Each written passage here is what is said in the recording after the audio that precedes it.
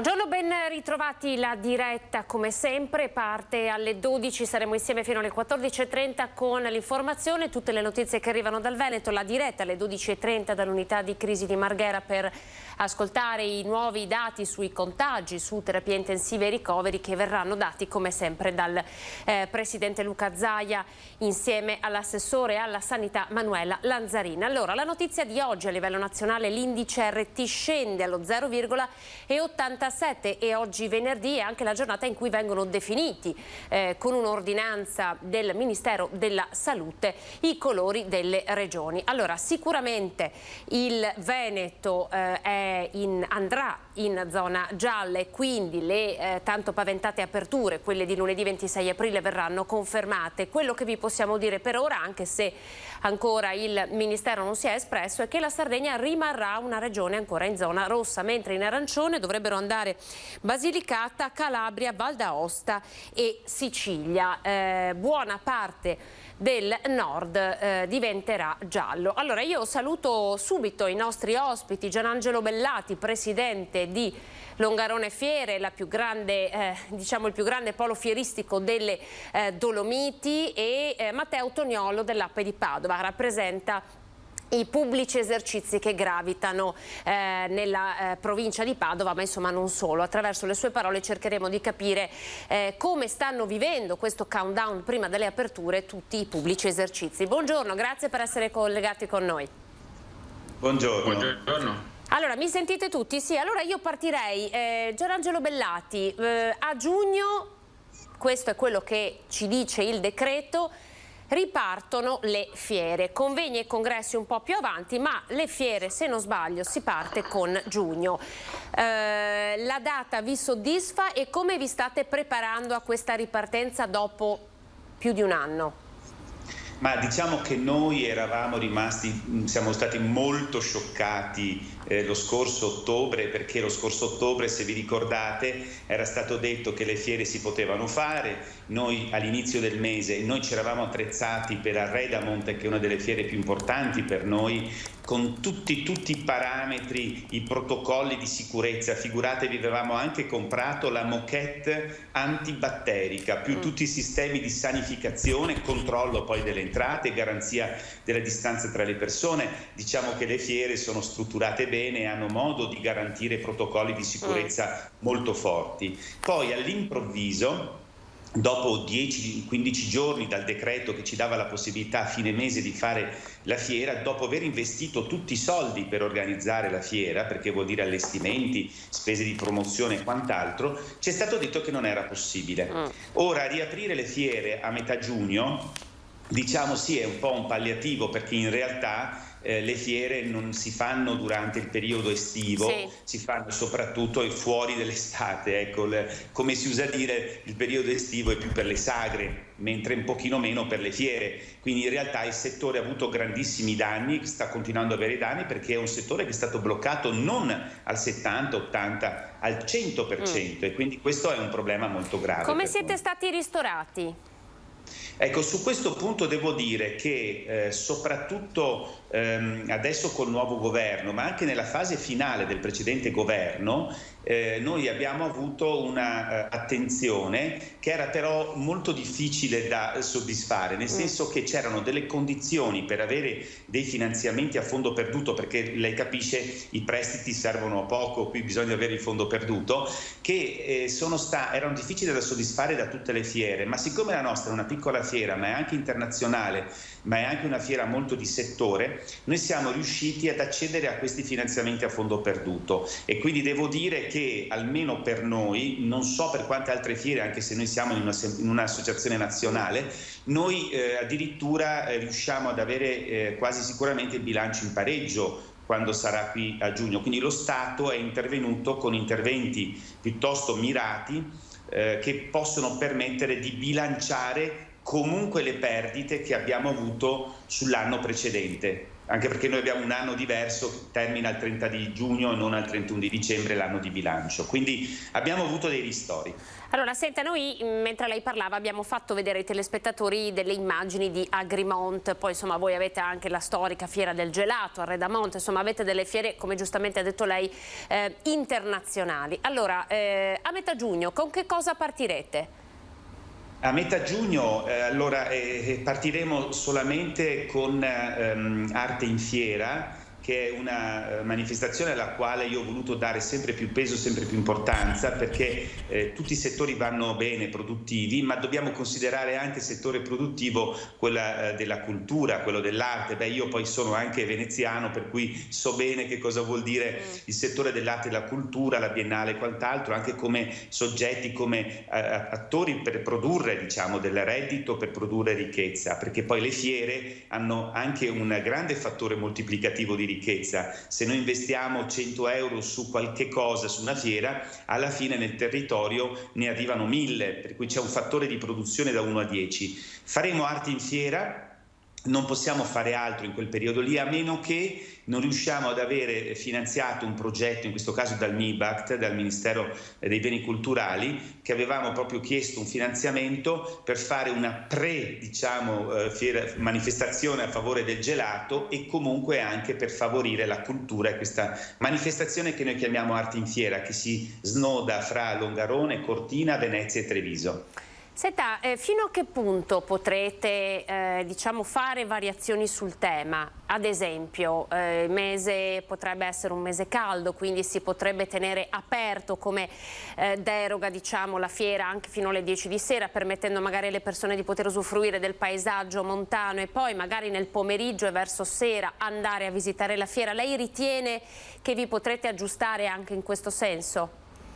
Ma allora, noi la prima fiera vera che facciamo sarà quella di inizio settembre, dovrebbe essere o il 2 o il 12 di settembre, stiamo decidendo adesso. Noi abbiamo un vantaggio come piccola fiera, oltre che avere dei bilanci più ridotti che si possono quindi salvare con più facilità, noi però abbiamo delle manifestazioni rispetto a quelle delle grandi fiere che possono essere organizzate e anche disorganizzate, posticipate in un modo molto più veloce. Quindi questo è il vantaggio, diciamo, dell'essere piccoli, questo è anche il vantaggio per noi di essere sempre stati una fiera autonoma sul territorio. Ecco, per cui diciamo che noi qui nel mese di estivi metteremo a disposizione i locali della fiera per qualsiasi necessità anche di uso pubblico, per esempio per le vaccinazioni, ma se c'è anche necessità di fare delle manifestazioni, degli incontri, parlavo poco fa di questo progetto col MIBACT, la fiera è aperta e ovviamente se c'è possibilità di tenere aperto oltre le 22, questo è sicuramente molto importante, non ne parliamo per i pubblici esercizi, ecco, quindi... E lei ci sta dando una notizia, ci sta dicendo che i locali della Fiera di Longarone potrebbero diventare un punto vaccinazione, corretto? Beh, diciamo che la cosa non è stata promossa per il momento, ringrazio voi che mi date l'occasione di farlo, però dal punto di vista operativo, quando c'erano molti vaccini, perché poi c'è stato il calo negli ultimi giorni, nelle ultime settimane, avevamo già iniziato un fine settimana ad aprire la fiera per le vaccinazioni, perché l'ambiente è molto ampio, no, come tutte le fiere, e quindi non c'è pericolo di contagio. Tenendo distanziate le persone è facile, è possibile, quindi abbiamo iniziato già l'esperimento. Matteo Toniolo, poi torneremo da lei, Gianangelo, quindi rimanga collegato con noi. Che effetto le ha fatto sentire che insomma i ristori per il comparto fieristico sono arrivati e quindi si riesce a chiudere con un sostanziale pareggio? Che effetto le fa sentire una cosa del genere, voi che vi siete battuti tanto anche a Roma per avere ristori congrui per la categoria?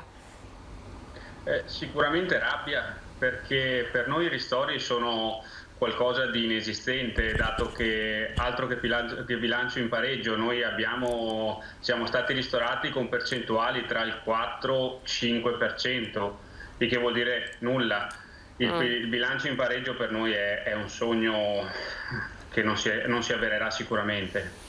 Poi voi siete arrabbiati anche per un altro motivo, no? Perché questa, quella di lunedì, voi come Apple avete definita una finta ripartenza per la possibilità di cenare o consumare soltanto all'esterno. Se non sbaglio, da lunedì a mercoledì è prevista pioggia, anche e soprattutto su Padova, e poi perché c'è la famosa discussione sul coprifuoco. Qual è la vostra linea?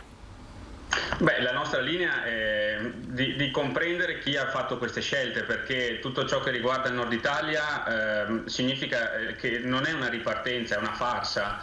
Noi fino a giugno non potremo contare su un pubblico serale e per il meteo e per il coprifuoco, ma soprattutto abbiamo tutta una serie di incombenze che non sappiamo come risolvere, perché nel momento in cui un nostro cliente viene a mangiare da noi alla sera all'aperto e all'improvviso arriva un temporale, cosa facciamo con questo cliente? Dentro lo possiamo portare? Probabilmente no. Chi pagherà quella cena che è stata ordinata e preparata ma non può essere consumata?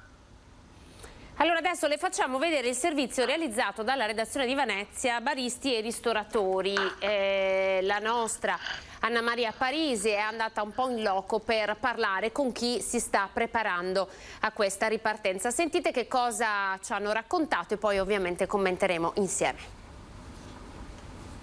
Sono felicissima di poter riaprire. I dubbi sono 1700, perplessità abbastanza. C'è un unico problema: se durante il servizio arriva un acquazzone, cosa facciamo?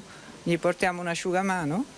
Il nuovo decreto riapertura è inefficiente, soprattutto inefficace e zoppo rispetto alle misure anti-Covid, alle questioni sociali e in primis alle condizioni di lavoro. Questo è in sintesi il pensiero corale di ristoratori e baristi del centro di Mestre. Ma soprattutto il problema è quello di aprire e di poter fare servizio solo all'aperto.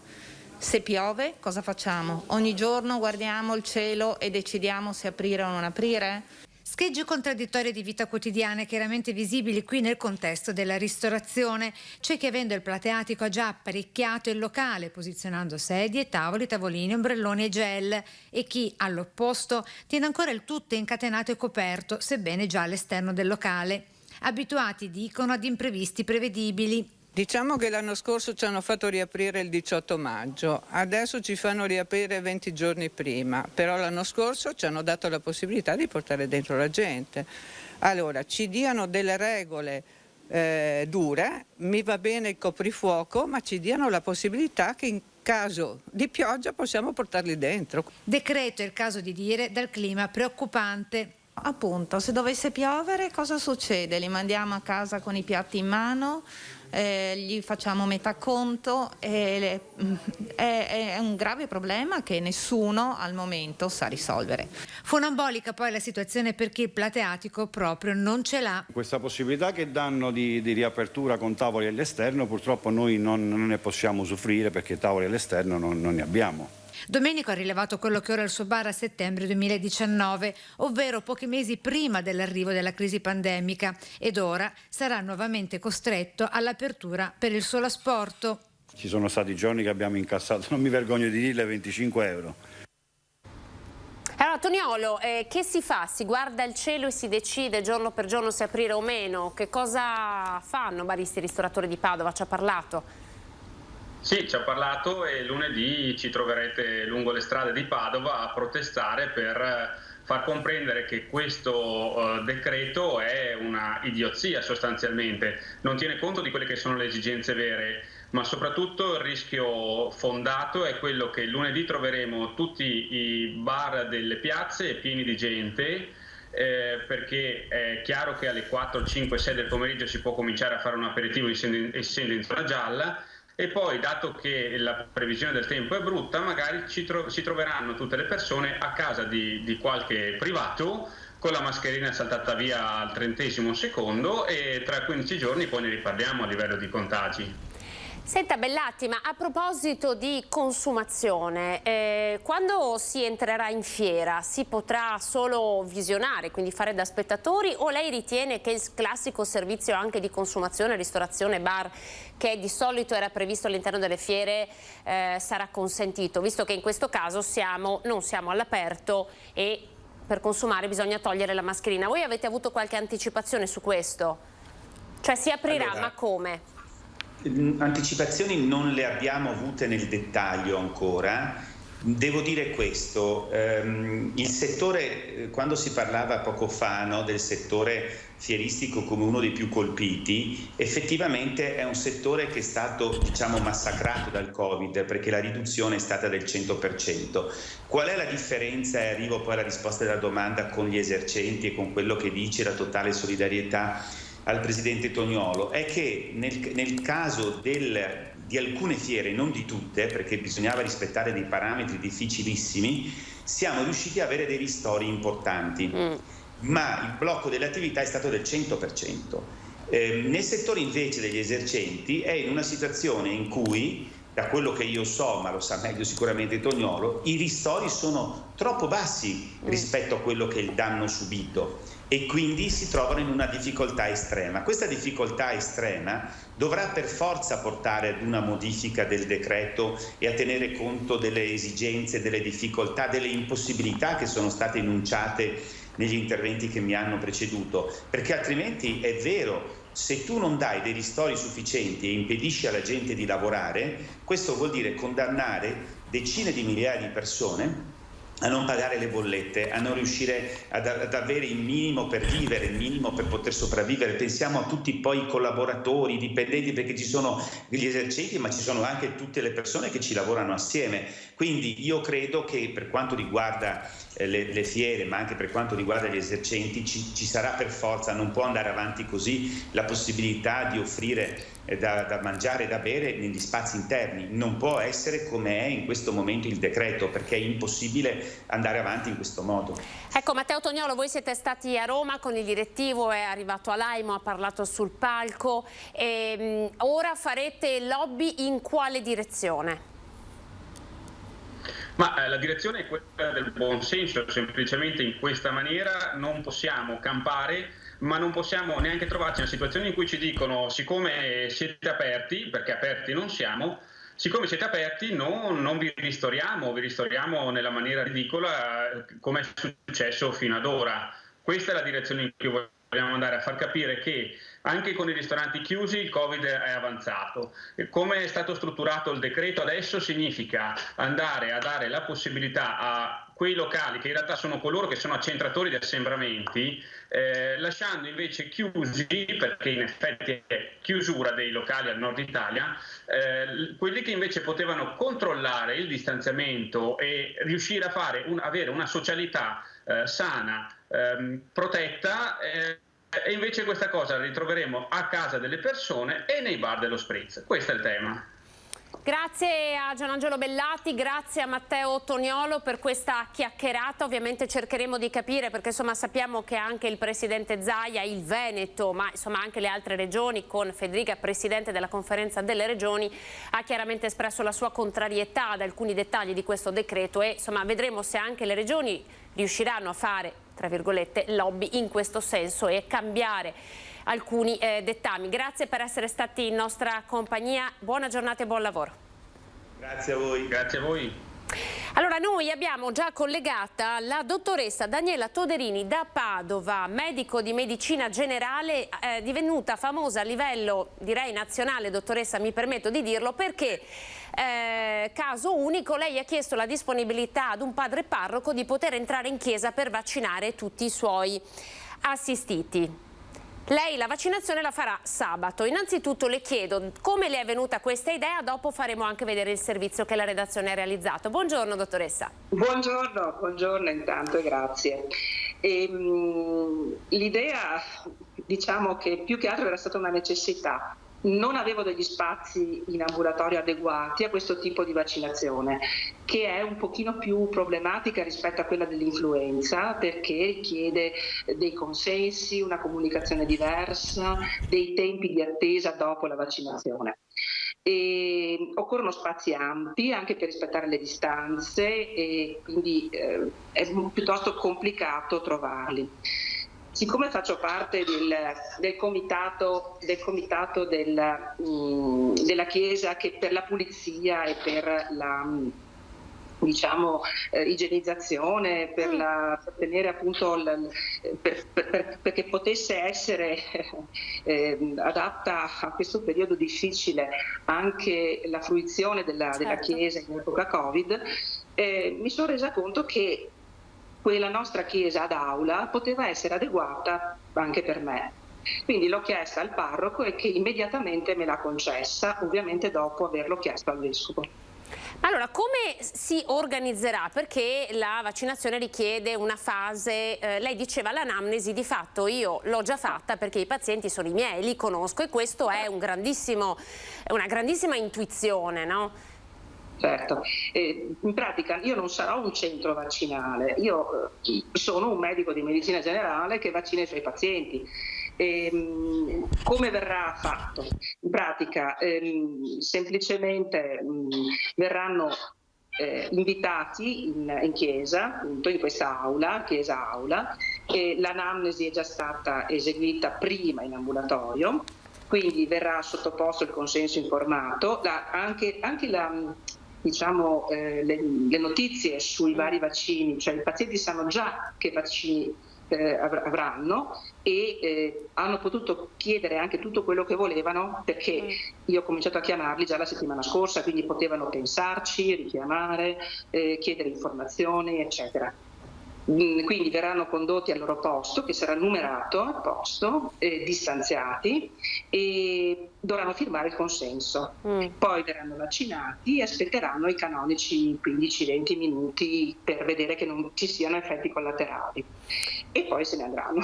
Senta dottoressa, ma proprio perché lei è riuscita, ci ha parlato, ha discusso insomma un po' con i suoi pazienti, è vero che c'è una forma di diffidenza nei confronti del vaccino AstraZeneca? Ce la può confermare questa cosa?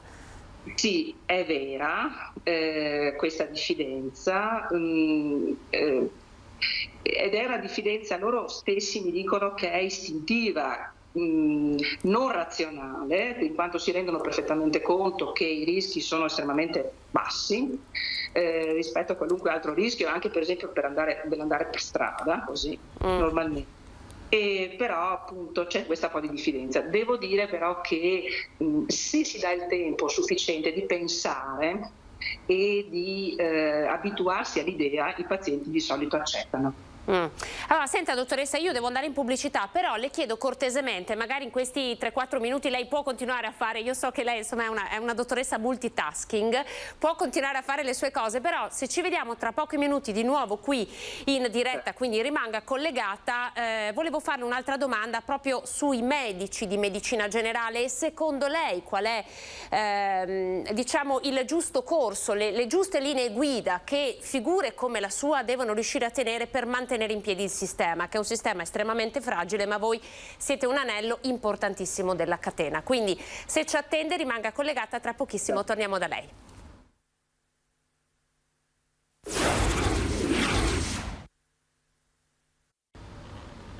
Eccoci, buongiorno, ben ritrovati, edizione straordinaria di Antenna 3 in collegamento da Padova con la dottoressa Daniela Toderini, medico di medicina generale. Dottoressa, allora abbiamo detto prima che i medici di base sono un anello molto importante nella catena del sistema sanitario. Secondo lei, alla luce insomma di come stanno andando le cose, potevate essere coinvolti prima o in maniera diversa? Lei che cosa avrebbe voluto insomma per la sua categoria?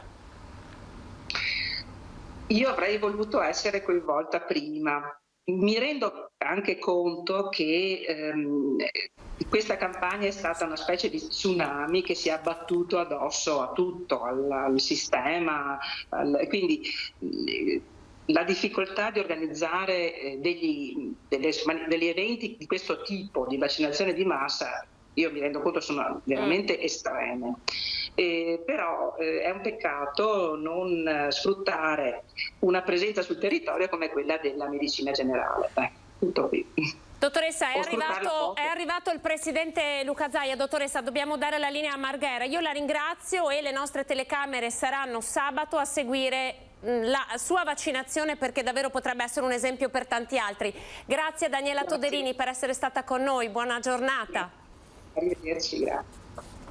Andiamo subito a Marghera con la conferenza stampa del Presidente Zaia. I molecolari sono 4.903.000, i test rapidi tamponi rapidi sono 4.224.000.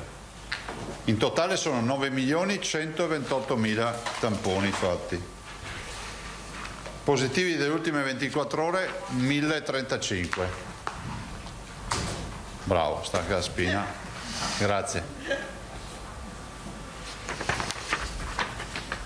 I 1.035 su 38.282 tamponi sono il 2,70%.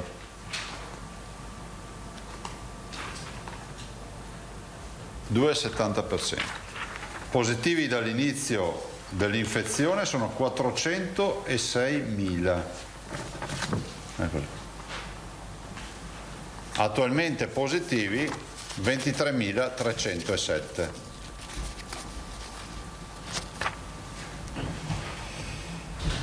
In ospedale abbiamo 1.615 pazienti, ovvero meno 39 rispetto a ieri. Quindi vedete, per ora a 2 cifre continuiamo a scendere, a calare. Questi 1.615 sono così distribuiti: 1.338 in area non critica, meno 37, e 2,27 in terapia intensiva, meno 2. Terapie intensive non Covid 2,65, che sommano a quelle Covid 492. Decessi sono 20 nelle ultime 24 ore, 11.203. I dimessi hanno passato la cifra dei 19.000 e quindi siamo oltrepassato i 20.000. 20.035 persone curate e dimesse dal nostro ospedale. Avete visto che il decreto è stato approvato. Insomma, la speranza è l'ultima a morire, spero che sia oggetto di un tagliando. La speranza, ho detto, la speranza. E sia oggetto di un tagliando anche perché insomma è ragionevole rivedere i dati epidemiologici da qui ai prossimi giorni e pensare magari con maggio si apre un nuovo scenario. La speranza è quella di pensare che quelle incongruenze che ancora oggi sono visibili vengano risolte. Ieri mi è stato spiegato da una persona più o meno addetta ai lavori che l'apertura dei ristoranti dal 1° di giugno dalle 5 del mattino alle 18 di sera probabilmente ha come significato non avere troppe ore a disposizione per l'apertura. Sì, nel senso che se li apri tutto il giorno, ci avevo detto sì, ho capito, ma la ristorazione lavora a pranzo e a cena, se tu gli dai 4 ore a pranzo e 4 ore a cena per prenderla, ma che è già una grande roba, sono 4 più 4 fanno 8, dalle 5 del mattino alle 18 di sera sono 13 ore, risparmiamo anche 5 ore, fra l'altro, se il problema è portare fuori poco la gente di casa, ma non è così, nel senso che la misura dei ristoranti dal punto di vista sanitario dal 1° giugno non ha nessun senso. Non ha nessun senso perché se il pericolo è il virus, è chiuso, lo è a qualsiasi ora del giorno, non si capisce perché dalle 5 alle 18 di sera. Così non ha nessun senso che si autorizzi lo sport di squadra anche amatoriale, ho fatto l'esempio della partita dei Scapoli Ammogliati dal 26 di aprile e le palestre restino chiuse fino al 1° di giugno. Palestre dove tu ti prenoti per andare a fare una lezione, dove comunque ti misurano la febbre, c'è l'igienizzazione e la sanificazione degli ambienti ogni 2 ore minimo. E poi evito di star qui a dirvi, ecco, sull'Arena di Verona cercheremo di capire come dare una mano sul fronte delle presenze. Voi sapete che noi siamo stati quelli che hanno innovato a maggio dell'anno scorso le famose aperture al pubblico, no? Adesso sembra di capire che dovremmo rivolgerci alla conferenza delle regioni, quindi ai colleghi, non c'è nessun problema, però anche qui diventa sempre più farraginosa sta avventura, no? Adesso stiamo approfondendo, ma di certo lavoreremo perché l'Arena di Verona possa avere il suo pubblico nel rispetto delle linee guida del Covid. E resta un problema per l'Arena di Verona, ma resta un problema per i veneti, per tutti, che è quello del coprifuoco. Anche qui abbiamo preso atto che il coprifuoco non è un problema dettato dai sanitari, ci è stato detto che non è una questione politica. Cioè, cosa c'entra? Cioè, non so se le avete viste anche voi le dichiarazioni. Il coprifuoco è un problema politico, è stato detto da qualcuno del CTS, da qualche scienziato, no? Io ho letto delle dichiarazioni. Allora, se è un problema politico non è un problema, perché non ha nessun senso chiudere le persone in casa se il problema non è di natura sanitaria. E a me sono concesso, insomma, che siamo sempre di fronte a una privazione importante della libertà. Di certo, se a questo ci sommiamo le nostre necessità di natura turistica, è altrettanto vero che dovremmo pensare che la comunicazione che si dà da qui ai prossimi giorni, alle prossime settimane ai turisti non può essere di questo livello, perché andare a fare villeggiatura in una località dove c'è il coprifuoco alle 10 di sera non ci va nessuno, perché ti riduci a andare a restare nella struttura ricettiva se è un ristorante, e lì sai che puoi pranzare ma da lì non puoi più uscire. Questo, nessuna contrapposizione col governo, questo ve l'ho detto anche ieri, ma la volontà di portare avanti questa istanza, che peraltro, voglio sottolinearvi, è trasversale alla politica, perché le regioni che sono rappresentate da tutte le forze politiche in maniera unanime hanno deciso di fare questo. Ieri abbiamo fatto una conferenza dei presidenti, è stata fatta la scelta intanto di fare una lista di tutte le incongruenze, no?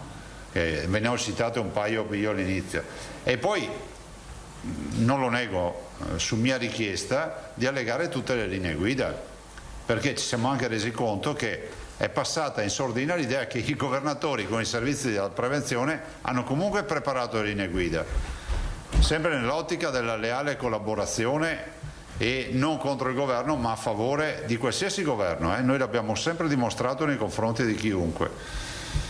Se avete domande, ragazzi, che poi la giornata è piena di comunicazione. Vi faccio l'elenco dopo. Buongiorno Presidente. Buongiorno. Ma insomma, le regioni sono uscite un po' malconce da questo confronto con il governo, nel senso che avete chiesto un incontro urgente, avete chiesto una revisione, invece il decreto è andato per la sua strada, Mattarella l'ha firmato ed è vigente. Ma secondo lei che idea si è fatto delle dinamiche che sono scattate all'interno del governo? Perché c'è stata una strana inversione di tendenza, mi sembra, in pochi giorni. Prima l'annuncio delle riaperture ai 26, che sembrava veramente aver accolto la vostra linea. Poi invece questa frenata, addirittura sul fronte della presenza scolastica, voi sostenete che c'era stato un preaccordo che poi è stato disatteso. No, non era un preaccordo, mi permetto di dire, è stata una proposta del governo, ecco, ancora senza neanche chiedere. Abbiamo fatto riunione con il ministro Gelmini e con gli esponenti di governo, cioè il ministro Bianchi, il ministro Giovannini e il ministro Speranza, collegato anche lui. E il ministro Gelmini ha detto da subito: guardate, si può ragionare sul 60%, basta. È stato scritto una bozza di decreto con il 60%, è entrato in Consiglio dei Ministri e è uscito con il 70%. Non è una questione di vita o di morte, dico semplicemente ne prendiamo un atto. Guardate, non è mai troppo tardi, direi, no? Alla domanda che fai te, non è mai troppo tardi per cambiare idea. Se qualcuno a Roma si è fatto l'idea che le regioni sono come si può dire, un elemento di disturbo nella pace quotidiana, si sbaglia, perché poi i pazienti ce li abbiamo noi sull'uscio di casa, no? I cittadini che protestano e hanno come primo punto di riferimento le regioni, le amministrazioni locali, quindi i sindaci, presidenti di provincia. Dopo uno può anche credere che tutta questa amministrazione dei territori sia, come si può dire, sia solo rumorosa e non produca nulla, però non è così. Cioè, noi stiamo parlando di PIL, quando parliamo di ristoranti, parliamo di alberghi, parliamo di attività produttive, parliamo di PIL del paese. È inutile che facciamo recovery fund se dopo il PIL ce lo freghiamo tutto col coprifuoco o con altre menate del genere. Ripeto, non sono aperturista e neanche chiusurista, che sia chiaro, guardo in faccia la realtà, perché se tu mi dici i ristoranti devono stare tutti chiusi per questi motivi, io ne prendo atto, ma se mi dici che li apri dalle 5 del mattino alle 6 di sera, cioè i ristoratori dicono: ma cosa facciamo? Facciamo i pranzi al mattino e a cena alle 4 del pomeriggio? Cioè, se l'avessero fatto in qualche paese tipo la Spagna del Sud piuttosto che in America Latina, dalle 5 del mattino alle 6 di sera forse facevano la cena del giorno prima. Ecco, per quanto riguarda il decreto, ci sono margini di intervento da parte delle regioni? No. O soltanto in fase restrittiva o nulla? Ma no, cioè, guardate, non siamo nella situazione del maggio dell'anno scorso dove noi avevamo veramente possibilità, diciamo, di creare allentamenti. Vi ricordate, no? Tutte le mie ordinanze, il cibo da sport, adesso sembrano banalità. Vi ricordate quando si aprirono le gelaterie da passeggio? Sembrava una rivoluzione.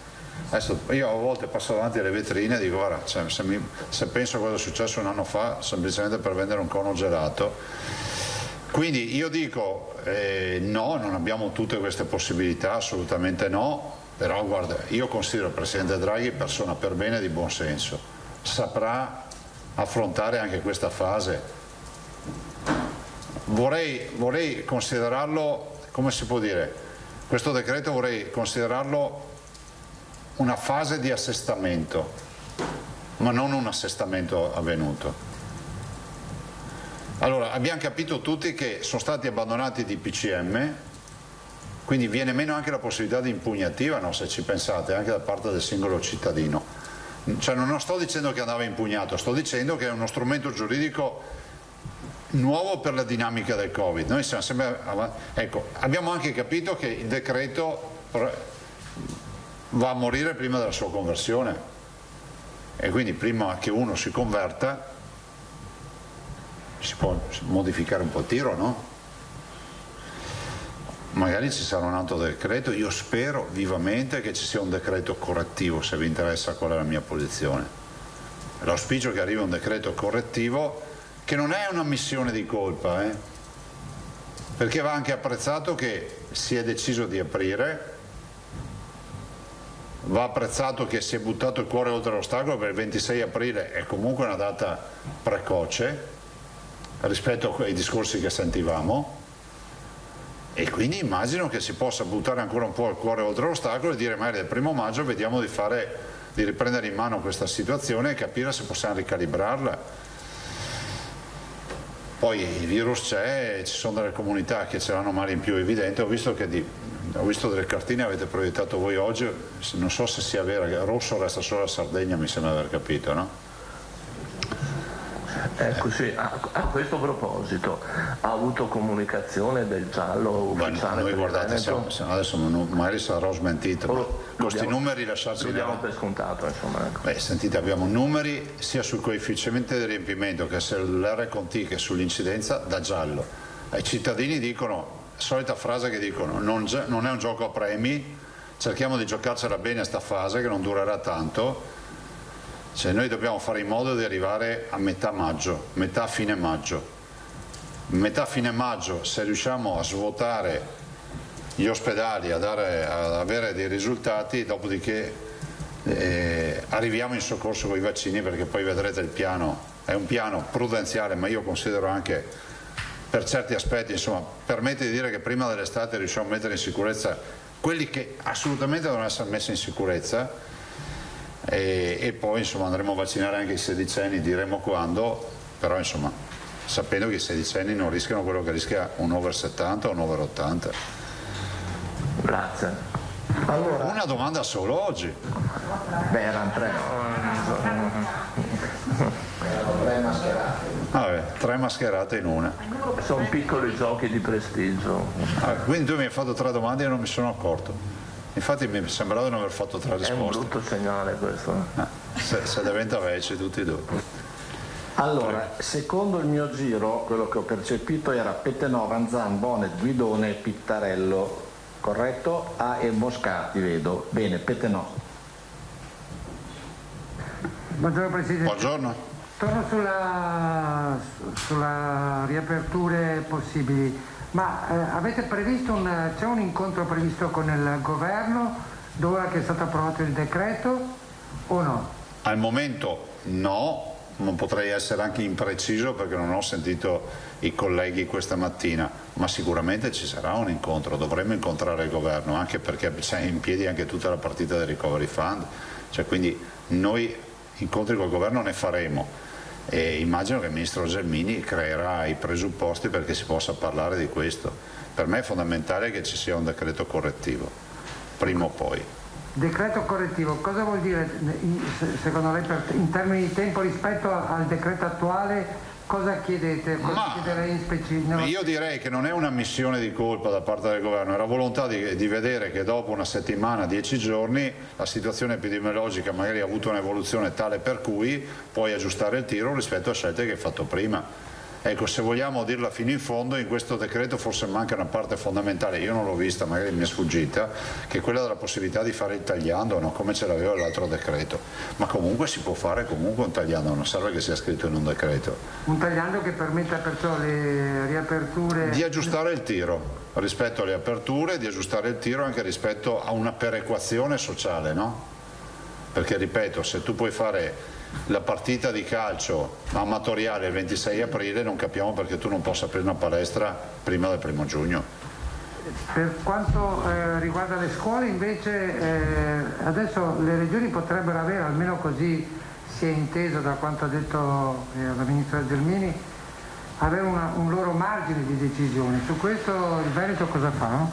Ma sì, adesso sì, come si dice, si valorizza l'autonomia della regione. Il Veneto lavora con i tavoli prefettizi, con i tavoli provinciali dove è coinvolto l'ufficio scolastico regionale e quindi ci rimettiamo al dimensionamento che darà il tavolo. Però c'è da dire una cosa fondamentale, la riunione che abbiamo fatto rispetto alle scuole era una riunione chiara con una percentuale chiara, dopodiché... Cioè 60%? Beh, c'è stato proposto. 70 o 60? Al tavolo è stato proposto 60. Sì. Poi il decreto a 70. Lei sa bene, lei dice io non sono aperturista o chiusurista, lei sa bene però il dibattito che c'è da parte di alcuni tecnici che dicono sarebbe stato meglio avviare queste aperture più avanti quando anche la vaccinazione era già più avanzata, c'era un dato più sicuro epidemiologico e il rischio calcolato è un rischio ma può essere anche un azzardo. Lei su questo che dice?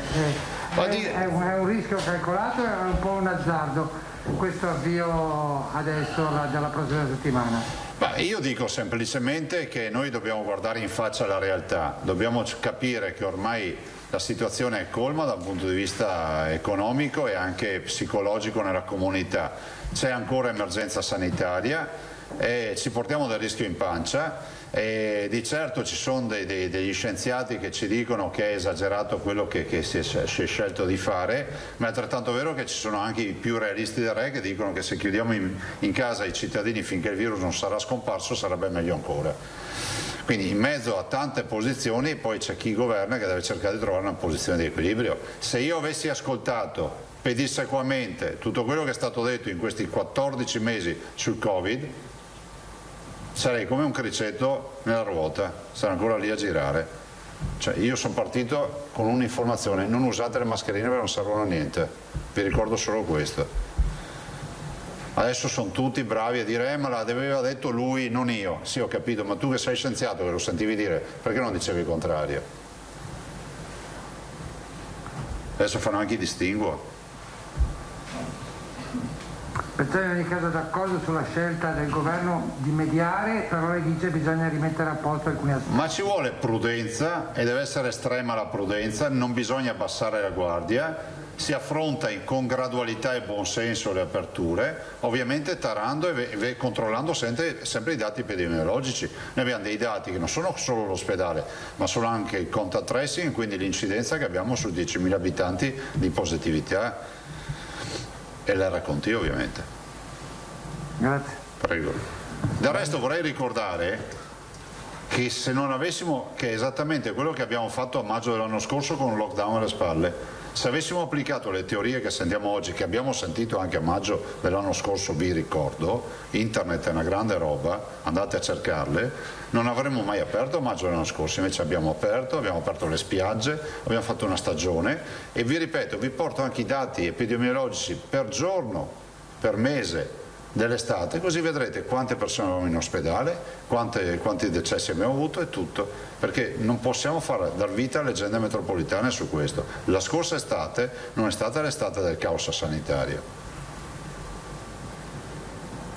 ma ripeto, nessuno ha la sfera della verità in mano, non ce l'ho io per primo, ma neanche quelli che parlano tanto la danno tutta per scontata. Alda Vanzan. Buongiorno Presidente. Buongiorno.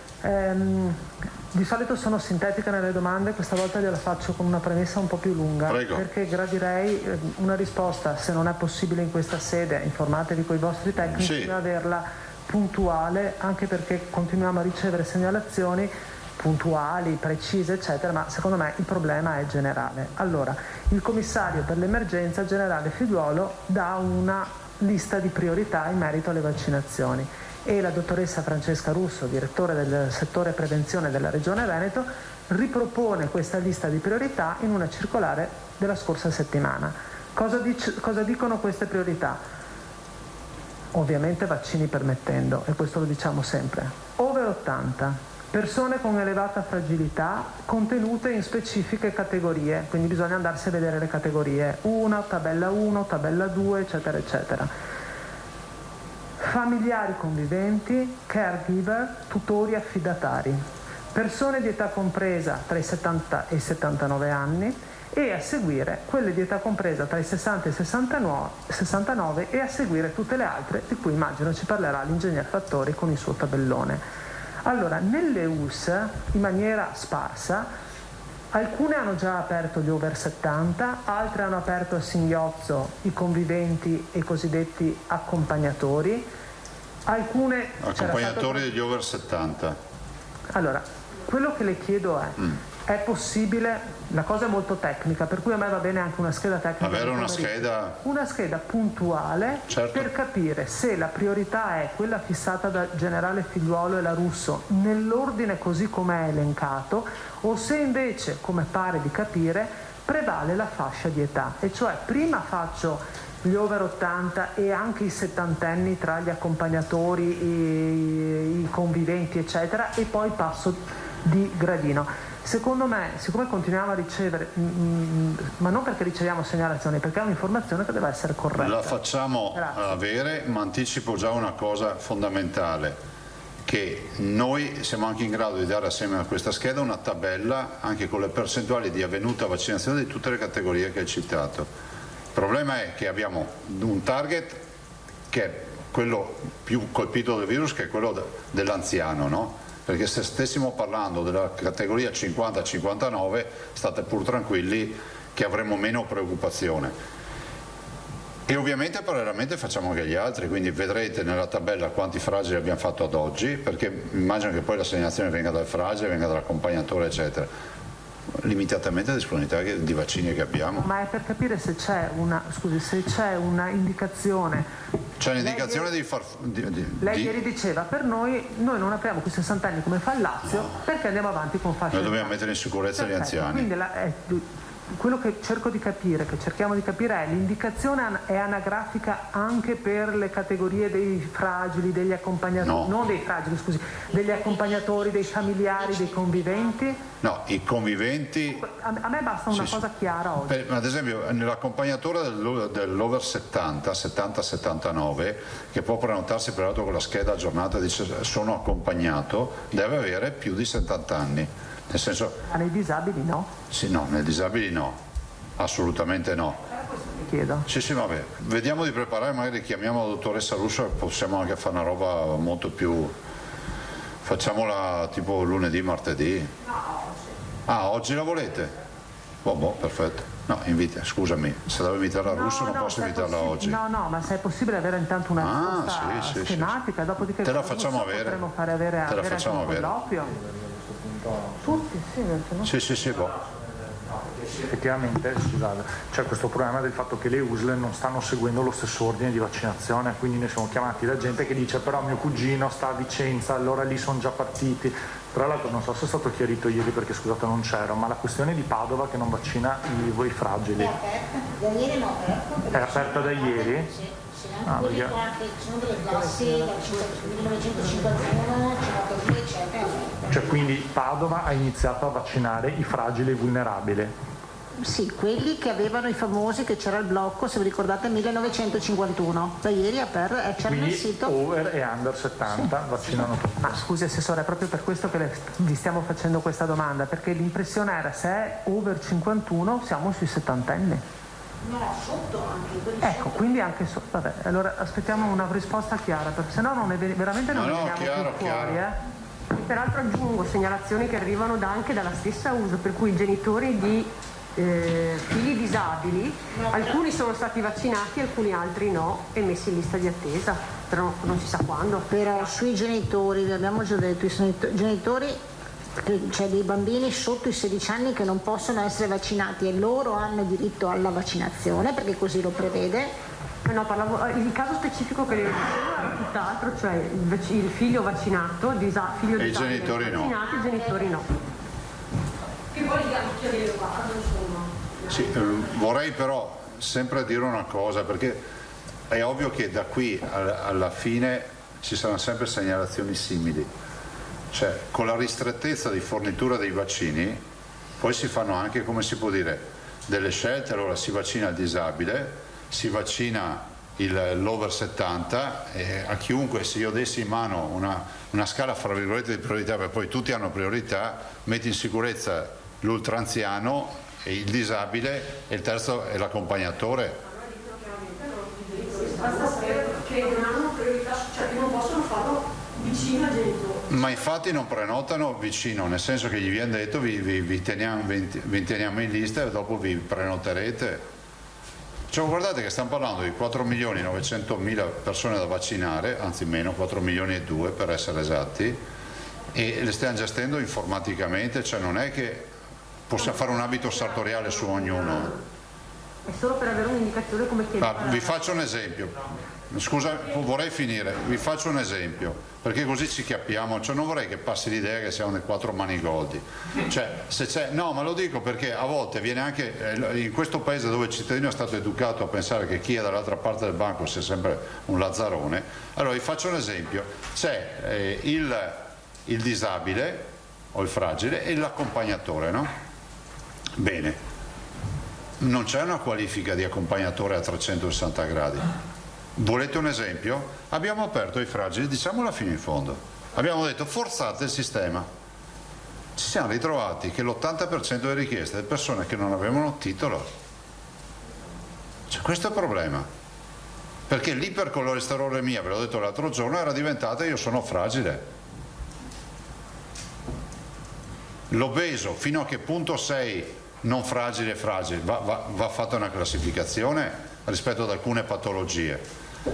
Allora capite anche voi che rispetto agli accompagnatori c'è chi magari diligentemente dice un genitore, c'è chi magari presenta altre situazioni, cioè per cui abbiamo deciso di privilegiare veramente diciamo, la fragilità e l'età, però insomma si cerca di fare tutto. Se avessimo vaccini faremo tutti quelli che si presentano.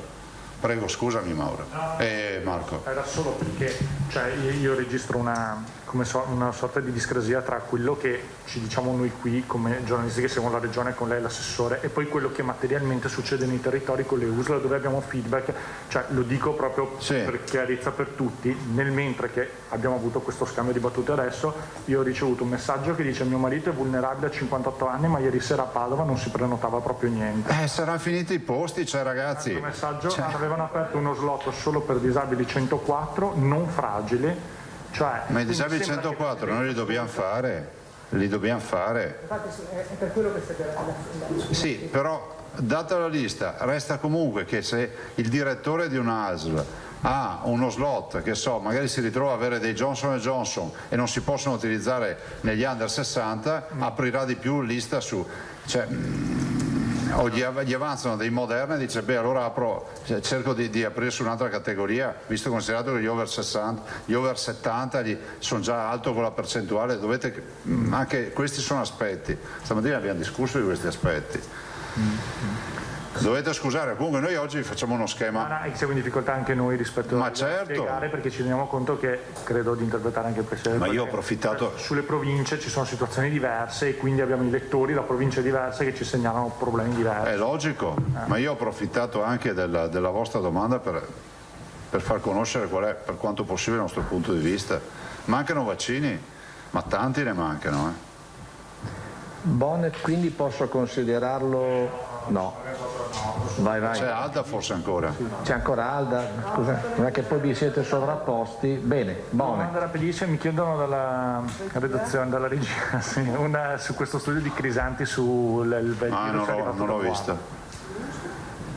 Lo studio, l'USL non c'entra niente stavolta, era lo studio di Crisanti sul virus portato dai cinesi sostanzialmente. Non l'ho visto. Ok, l'altra cosa era una curiosità, i sanitari continuano a essere testati ogni settimana anche se vaccinati? Sì, perché non c'è ancora un'indicazione nazionale, anche se l'abbiamo chiesta, anche le case di riposo. Tutti? Ospiti e ospiti, noi continuiamo a testare, anche se vaccinati completamente, ospiti, operatori, sanità e case di riposo. Abbiamo chiesto a livello nazionale, che ci sembra assurdo di cambiarla questa cosa qui, però ancora non l'hanno cambiata. Considerate che per noi sono 120.000 test da fare, 60.000 sono quelli del casa di riposo più altri 60.000. 120.000 a settimana? Sì. Ogni 7 giorni. Ok, grazie. Prego. Dopo Bonnet, Guidoni di Radio Wellness. Buongiorno Presidente. Buongiorno.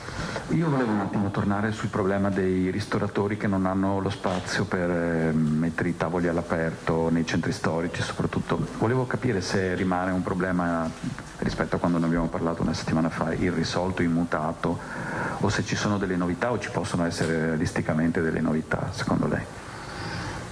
No, perché l'unica disponibilità è quella delle amministrazioni comunali in base poi anche alla conformazione e alla logistica del posto. L'unica soluzione è quella di rivedere il provvedimento, cioè aprire all'interno, ovviamente il decreto oggi non lo lascia. Grazie. Prego. Pittarello. Buongiorno. Buongiorno. Diceva prima che internet viene in aiuto, parlando di turismo, perché un anno fa si parlava in questi giorni di plexiglass fra gli ombrelloni. Esatto. E in questi momenti invece ci sono negli spazi condominiali, si stanno già piantando i paletti per gli ombrelloni, tra poco sarà sulla spiaggia. Si guadagna un mese rispetto all'anno scorso sostanzialmente per la preparazione. Come linee guida sono confermate. Tutte uguali, anche in presenza di tamponi rapidi, di vaccini, quindi le indicazioni non ci sono. È tutto confermato come l'anno scorso. E anche per l'accesso, quindi tutto. Sì. Come l'anno scorso, che fa parte del pacchetto delle linee guida che abbiamo preparato. Moscati, prego. Sì, buongiorno Presidente. Io sono stata nei centri vaccinali, sono appena tornata da Lughiniano e Casale sul Sile, l'ULS della Marca, e tutto funziona perfettamente bene. E c'è questo problema che mi segnalano i medici e che dicono oggi va tutto benissimo perché c'è Pfizer, domani arriva AstraZeneca e si comincia a dover convincere le persone che possono fare AstraZeneca. E questo io l'avevo già posta questa domanda. Allora, siccome c'è una lista una lista di malattie, di problematiche per cui viene sconsigliato AstraZeneca piuttosto che Pfizer, questa lista però ce l'hanno i medici e non è resa pubblica, per cui anche le persone, secondo me, per essere più sicure, più eccetera, perché loro mi dicono dopo dobbiamo stare qua ore a discutere e certe volte ci si mettono pure i medici di base che cercano di convincere, cioè che tirano verso Pfizer piuttosto che AstraZeneca. È chiaro che nel momento in cui loro devono vaccinare hanno dei tempi che sono rispettati perfettamente in altre situazioni, quando arriva AstraZeneca invece si creano dei problemi. Allora mi richiedevano di cercare di avere almeno questa lista, se si può, delle problematiche. Non lo so, perché io non essendo un medico... C'è il bugiardino. No, lui mi faceva vedere che aveva una lista delle patologie delle persone, non il bugiardino. Ma io non ho capito cosa dovremmo fare. Se si può avere questa lista e poterla noi divulgare. Cioè, è ufficiale? No, non quella del piano vaccinale, delle malattie, no, non delle fragilità. Se io vado a fare... delle patologie tali per cui... Esatto. Se c'è una lista, io l'ho vista, se c'è una lista è patrimonio di tutti. Dopo non venga fuori che si nascondono le liste, però che uno poi si faccia l'anamnesi a casa e dice non sono qua, non sono là e quindi ho diritto a questo, mi sembra un'avventura sinceramente. Ma è quello che succede purtroppo. Ma sì, guardate, la vaccinazione è volontaria. Restiamo fermi sul fatto che anche lo dico perché non vorrei mai che qualcuno un giorno venisse a dire che è stato obbligato a fare il vaccino. Cioè, è volontaria, c'è un medico che fa un'anamnesi e dice guarda, lei ha indicazione di fare questo vaccino. Dopodiché se c'è una lista la faremo mettere a disposizione, però non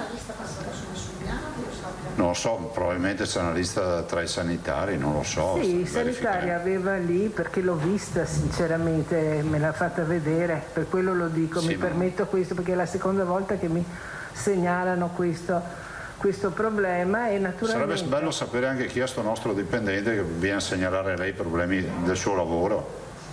No, non è che del fatto di comunicare alla gente... Ho capito, ma c'è un sistema che si chiama Sanità del Veneto, se c'è un problema è sufficiente segnalarlo, noi non nascondiamo nulla. No, ma l'hanno già segnalato. Allora ci dica a chi lo hanno segnalato, così ce la prendiamo con chi ha avuto la segnalazione e non ha fatto nulla. Va bene, grazie. Prego. Io non avrei altre domande, Manzan. Solo ieri parlava il presidente dei ristoranti, diceva chiederemo un chiarimento all'ufficio legale, all'avvocatura, il discorso dei ristoranti. È confermato, si può fare. Ecco, state preparando altre FAQ, legate a questo decreto? No, peraltro nella relazione introduttiva, che magari poi vi giro, Carlo te la giro per tutti, nella relazione illustrativa, scusatemi, del decreto c'è proprio scritto che chi ha contratti con lavoratori eccetera continua a farle a chiuso, non serve neanche una FAQ. C'è proprio dentro, te la mando dopo Carlo e lo vedete, ristorazione, vedete proprio, è parte integrante del decreto.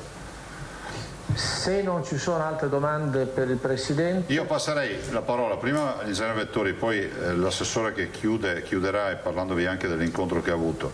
Ringrazio l'ingegnere, ha fatto un lavoro ciclopico, l'abbiamo visto già 20 volte assieme, e vi dà uno spaccato di quello che saranno appunto le date utili per ognuno di noi per andare a vaccinarsi, quindi ognuno saprà da oggi in via teorica, cedo il posto, in via teorica, dico teorica perché ecco l'unica preghiera che faccio, l'ingegnere ha fatto una proiezione sulla base di una stima di arrivi di vaccini, vorrei ricordarvi che noi la garanzia degli arrivi di vaccini ce l'abbiamo a 3 settimane. Nonostante tutti questi numeri che si leggono sui giornali, noi sappiamo nelle prossime 3 settimane cosa arriva e basta. Scusate. E allora, detto questo, è prudenziale, è sicuramente dipendente dal vaccino. Se ci saranno miglioramenti o peggioramenti nello slittamento in avanti o dietro del tuo periodo di vaccinazione, tipo il mio inizia a fine maggio, ho visto, 50-59 a fine maggio, quindi per questo vi dico che prima di agosto, prima dell'estate riusciamo a vaccinare veramente la gran parte della popolazione, soprattutto quella più a rischio. Questo dipende dalla fornitura dei vaccini, perché se fossimo inondati di vaccini vi dico già che tutte queste robe che vedete vanno tutte anticipate alla grande. Però insomma il piano,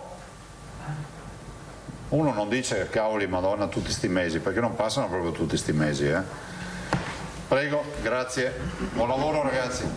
Allora Carlo ti ricordi la roba la relazione illustrativa e la risposta su quella storia. Grazie, buongiorno. Ingegner Fattori, prego. Sì, buongiorno. Come ha detto il Presidente, il piano che abbiamo provato a sviluppare si basa sulle forniture, non si basa sulla potenzialità di vaccinazione che noi abbiamo nei nostri CVP e abbiamo con tutti gli accordi finora fatti, MMG e quant'altro, o aziende, ma si basa sulle forniture, essendo in questo momento l'elemento per noi più critico.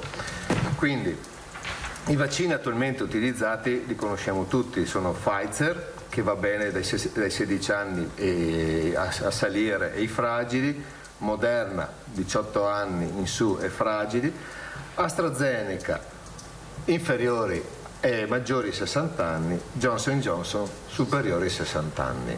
Questo perché? Perché poi vuol dire che quando avremo classi inferiori ai 60 anni riduciamo le tipologie in questo momento riduciamo la tipologia di vaccini.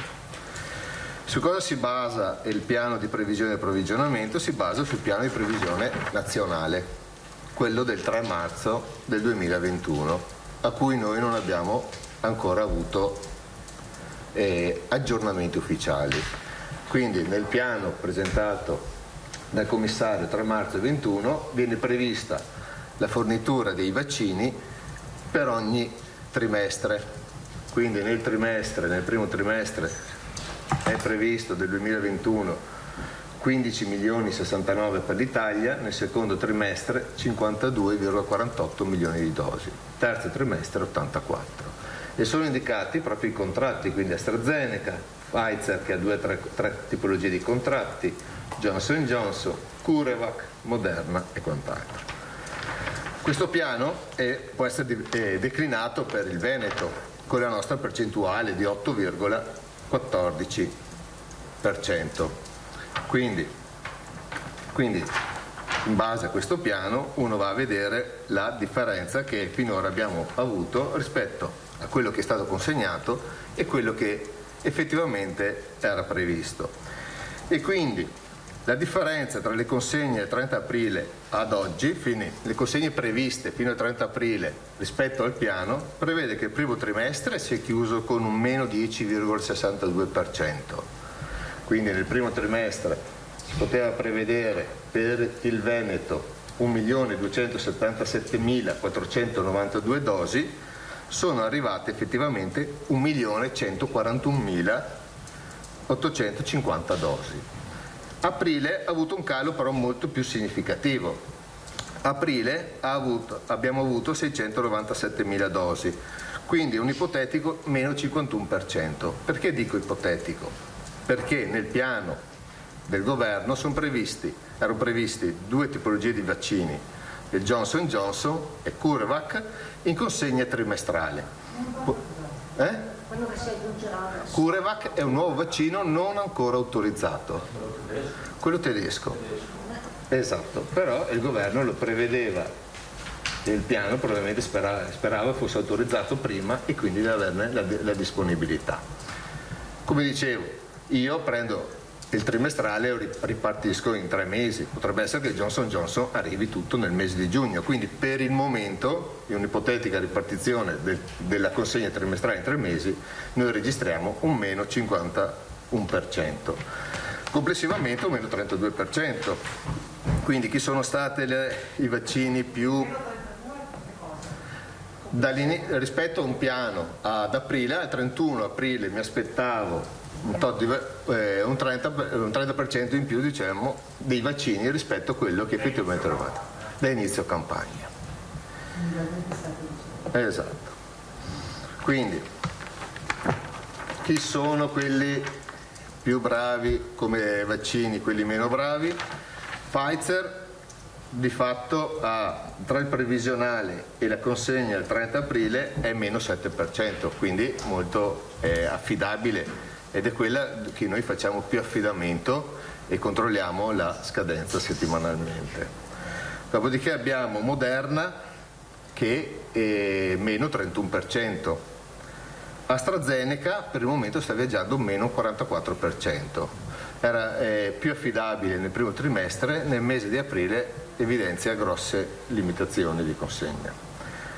Johnson & Johnson, come ho detto, non vi era una consegna mensile, ma ipotetizzando un trimestre diviso 3, praticamente non abbiamo avuto consegne, era previsto 198.000 dosi e abbiamo solo 14.650 sbloccate l'altro ieri, e CureVac non pervenuto.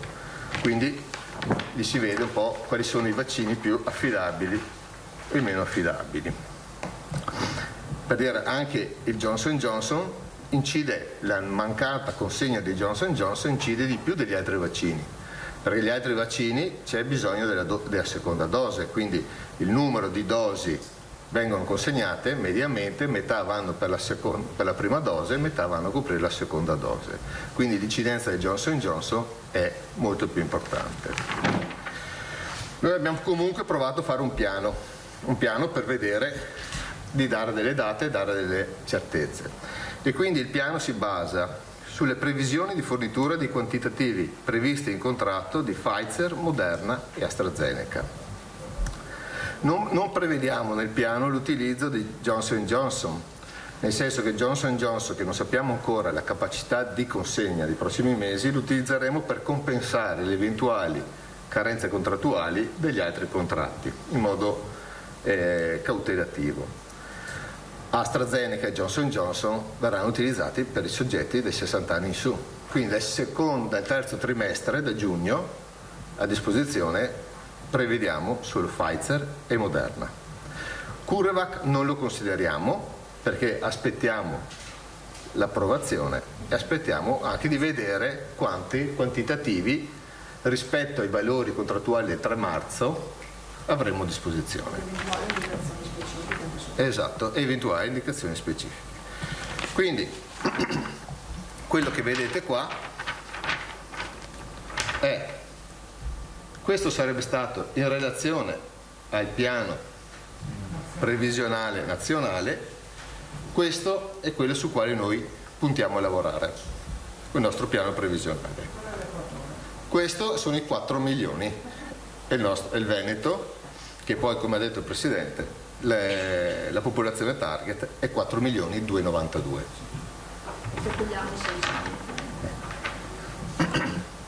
Quindi popolazione target, abbiamo le varie corti di età più i fragili. I fragili non è facile stimarli, definirli, perché fragili più accompagnatori, più conviventi. Quanti conviventi, quanti accompagnatori? È un numero non facilmente identificabile. Ecco che allora anche aprire gli slot di vaccinazione per un fragile genera problemi, perché non si sa poi quanti elementi. Quindi noi abbiamo fatto un piano in cui prevediamo 239.000 consegne a settimana nel secondo trimestre e 356.000, ma non sono 356.000 perché dobbiamo togliere AstraZeneca di 150.000, quindi 200.000 nel terzo trimestre e poi qualcosa anche nel quarto trimestre. È un piano relativamente cautelativo, nel senso che noi a questo momento possiamo garantire più o meno sui 210.000, il governo ci garantisce un outlook di 3 settimane che siamo intorno ai 200-210.000 a settimana. C'è un delta di 20-30.000 dosi che speriamo che Johnson & Johnson e AstraZeneca rispettino il loro contratto. Quindi il piano poi è stato declinato in varie ipotesi e questo è lo sviluppo delle possibili slot vaccinali. Quindi vediamo che maggiori di 80 anni lo consideriamo chiuso. Cosa significa chiuso? Chiuso vuol dire che possiamo aggredire un'altra corte, non che la categoria non può più vaccinarsi. Viene sempre, quando si passa a una corte inferiore si lascia sempre aperta la corte principale, la corte superiore, anche perché alcuni soggetti non possono essere vaccinati perché magari sono stati infetti o altri motivi, quindi però adesso le attenzioni sono sui fragili over 70. I fragili vanno, e gli over 70 vanno in parallelo. I fragili vanno un po' più lunghi, perché i fragili vi è anche la vaccinazione a domicilio. Questo è un piano per una vaccinazione massiva, in cui le macchine, che sono i nostri centri di vaccinazione provvisori, devono lavorare a pieno regime. Quindi la ricerca del soggetto individuo singolo può avvenire, deve andare in parallelo, ma deve anche permettere che la macchina a grossi numeri proceda. Il nostro obiettivo è quello di bruciare tutti i vaccini, garantendo prime e seconde dosi. Quindi poi si passa ai 70-79, che si prevede il raggiungimento di completare la corte e passare ai numeri successivi entro la settimana del 9 maggio, del 3-9 maggio. Di conseguenza poi si passa ai 60-69, quindi si ipotizza che dal 3 maggio al 6 giugno verrà completata la classe 69-60. Da 59-50, 31 maggio, 11 luglio, 49-40, 8 agosto, 5 settembre e poi, 39-30, 2 agosto, 5 settembre, 29-20, 30 agosto, 3 ottobre, ma poi vediamo. L'ultimo, il 19enne, 27 settembre, parte con le prime dosi. Poi vi passerò 16-19, esatto. Questo piano io spero di accorciarlo. Allora, come ho detto, in giugno si prevede l'arrivo di CureVac. Pfizer ha annunciato più volte numerosi maggiori contributi, maggiori vaccini. Ecco, quindi è un piano previsionale. Noi lo aggiorneremo ogni 2 settimane per calibrare gli slot di apertura. È un piano che secondo noi in questo momento, in base alle dosi che noi abbiamo finora riscontrato e di cui abbiamo certezza, è anche comunque sfidante. Non abbiamo la copertura.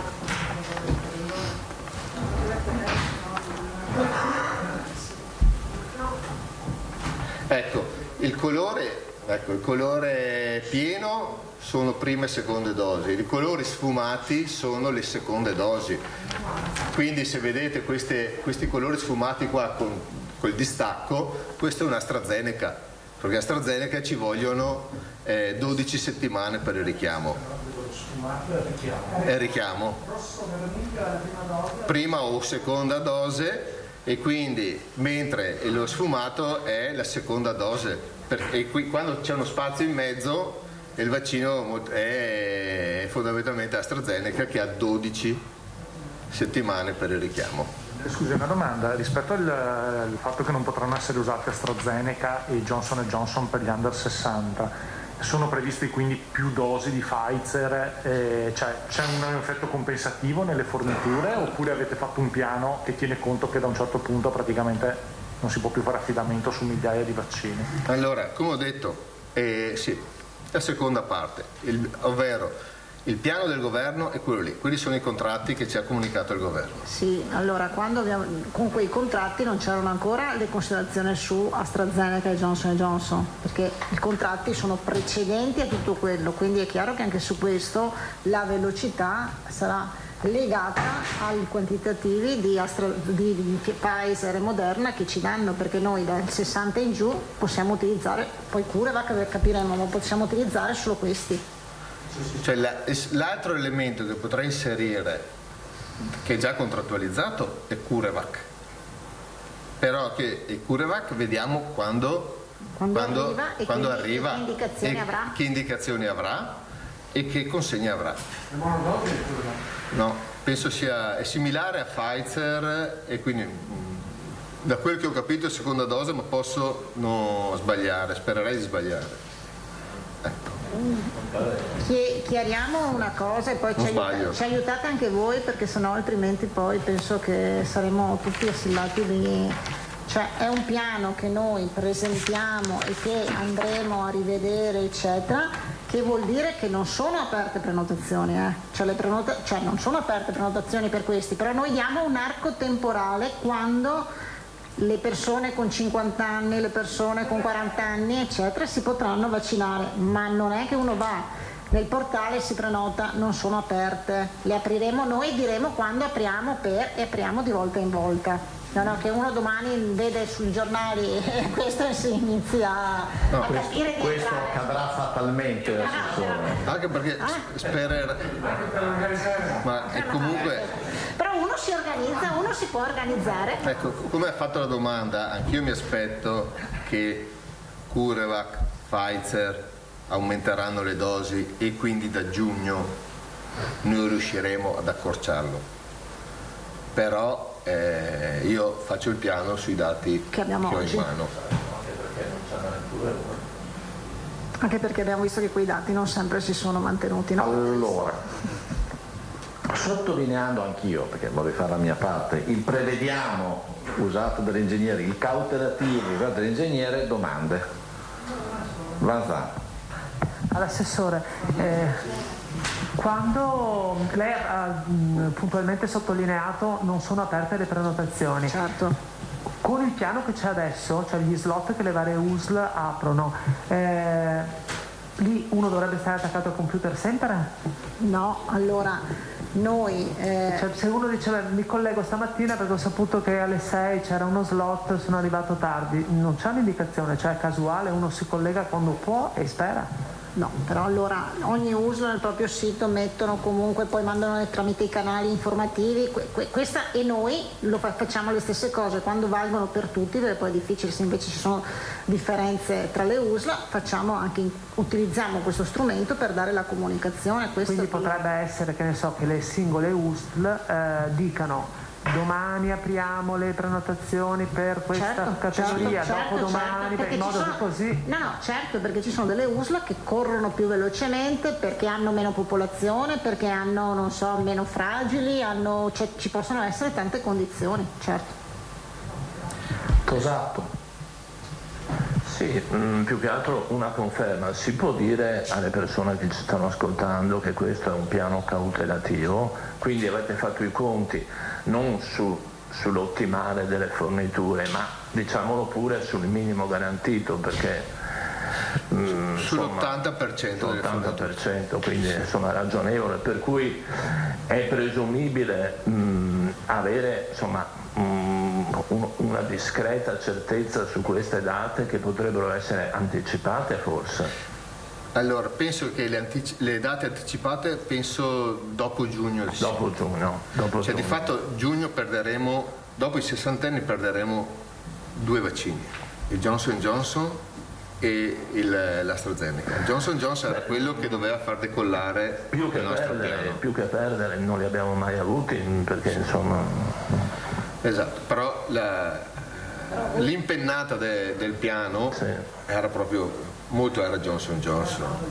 No, perché scusi un attimo, voi capite che anche tutto il discorso, ce lo siamo detti sempre con le farmacie, aveva un senso, Johnson & Johnson una sola dose, cioè noi andremo avanti con le farmacie, però quello aveva effettivamente anche una fruibilità e anche per le popolazioni, quindi target più giovani. Adesso viene effettivamente a mancare tutto questa, anche da un punto di vista distribuzione, logistica, insomma capillarità. Questo piano è sui 33.000, quanto nel primo e nel secondo trimestre, sui 33.000 vaccini al giorno.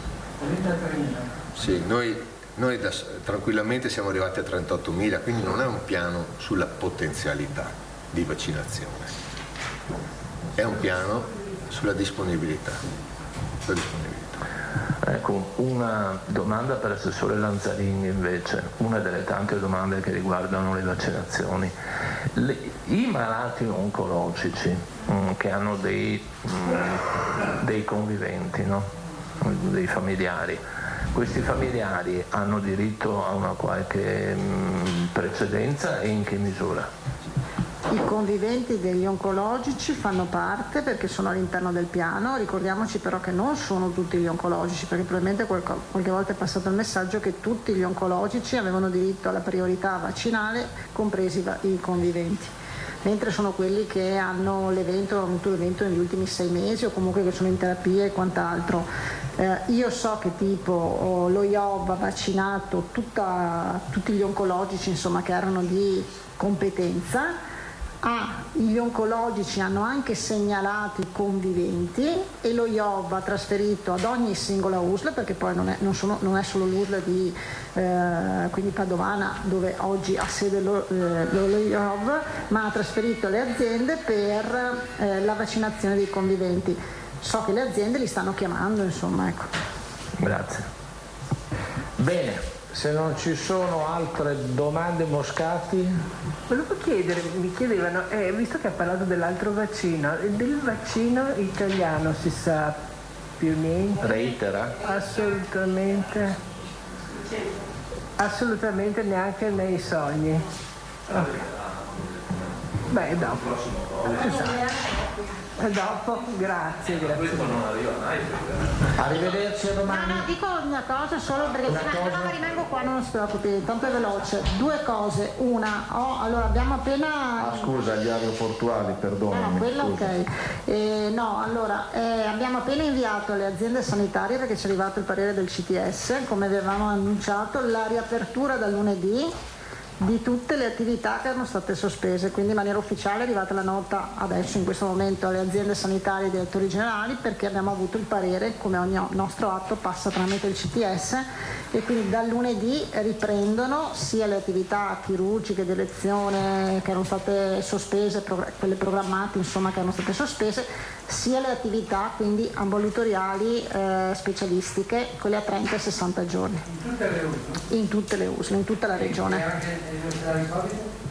Negli ospedali Covid lì in maniera inferiore, perché dipenderà da che pressione hanno gli ospedali Covid, quindi però in tutto il resto. Per quanto riguarda invece l'incontro con gli aeroportuali della giurlogistica, insomma, che oggi abbiamo visto qui, ho visto io e poi è passato anche il Presidente, chiaramente loro sono preoccupati per il momento, per il fatto che il loro è un lavoro legato molto a quelle che sono le riaperture, la stagione estiva, e quindi hanno manifestato questa preoccupazione che già sapevamo, chiedendoci un intervento chiaramente a livello nazionale perché ci sia più chiarezza. Noi ci auguriamo insomma che effettivamente ci sia quella chiarezza per far sì che riprenda anche tutta questa attività, che vuol dire un indotto da un punto di vista, se pensiamo all'aeroporto di Venezia, all'aeroporto di Verona e quant'altro, insomma, sia per quanto riguarda il transito passeggeri ma anche per quanto riguarda la logistica. Quindi abbiamo detto che sicuramente porteremo avanti queste istanze. Una specificazione, quindi come le altre volte le persone che erano in lista d'attesa non dovranno attaccarsi al CUP ma saranno contattate per la visita, per l'operazione, per l'intervento? Ci sarà una riprogrammazione, quindi verranno ricontattate. A qualcuno serve l'ingegner Fattori alle TV? Sì. All'assessore Lanzarin possiamo lasciarla andare o serve? Sempre serve. Solo l'ingegnere? Solo l'ingegnere. Ma va bene, Vicentino l'ingegnere.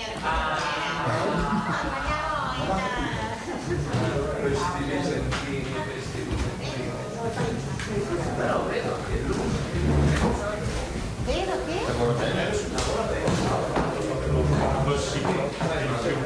13:30, eccoci, rientriamo in studio dopo questa notizia, questa sorta di piano previsionale da 33.000 vaccinazioni al giorno, quello del Veneto che di fatto disegna la roadmap di tutti i centri vaccinali distribuiti nella regione e racconta che la prossima categoria, il prossimo slot, quello 60-69, potrà essere vaccinato appunto secondo le previsioni e sulla base delle dosi che sono state promesse al Veneto tra il mese di maggio e l'inizio di giugno, e poi a seguire il piano disegna la campagna vaccinale fino agli inizi di settembre, comprendendo anche i più giovani, i ragazzi tra i 15 e i 19 anni. Poi il passaggio del Presidente Zaia ancora sul decreto, ha detto è un decreto che necessita di un tagliando, abbiamo chiesto con la Conferenza delle Regioni di inviare al Ministero tutte le incongruenze che vi abbiamo rilevato e di allegarvi anche il protocollo che era stato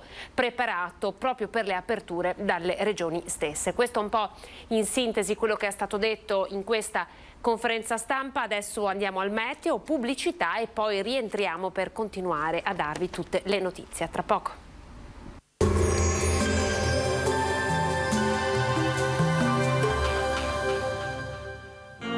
Dolore Dolomites, serramenti in PVC di alta qualità fatti per durare nel tempo. A Longarone, Poincico di Zoppola e San Donà di Piave.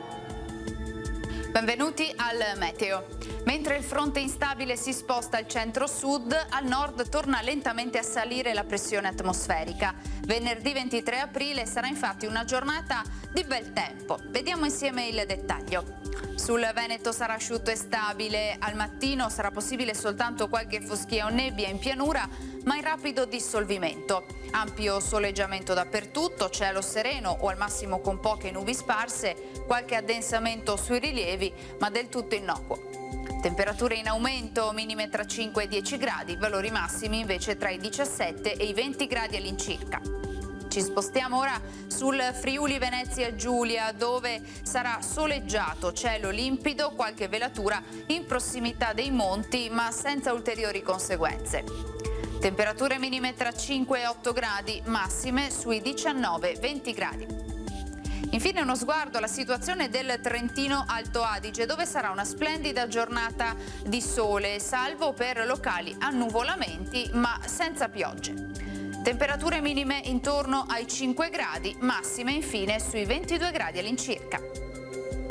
Dal meteo di Antena 3 per ora è tutto, grazie per l'attenzione, arrivederci al prossimo aggiornamento.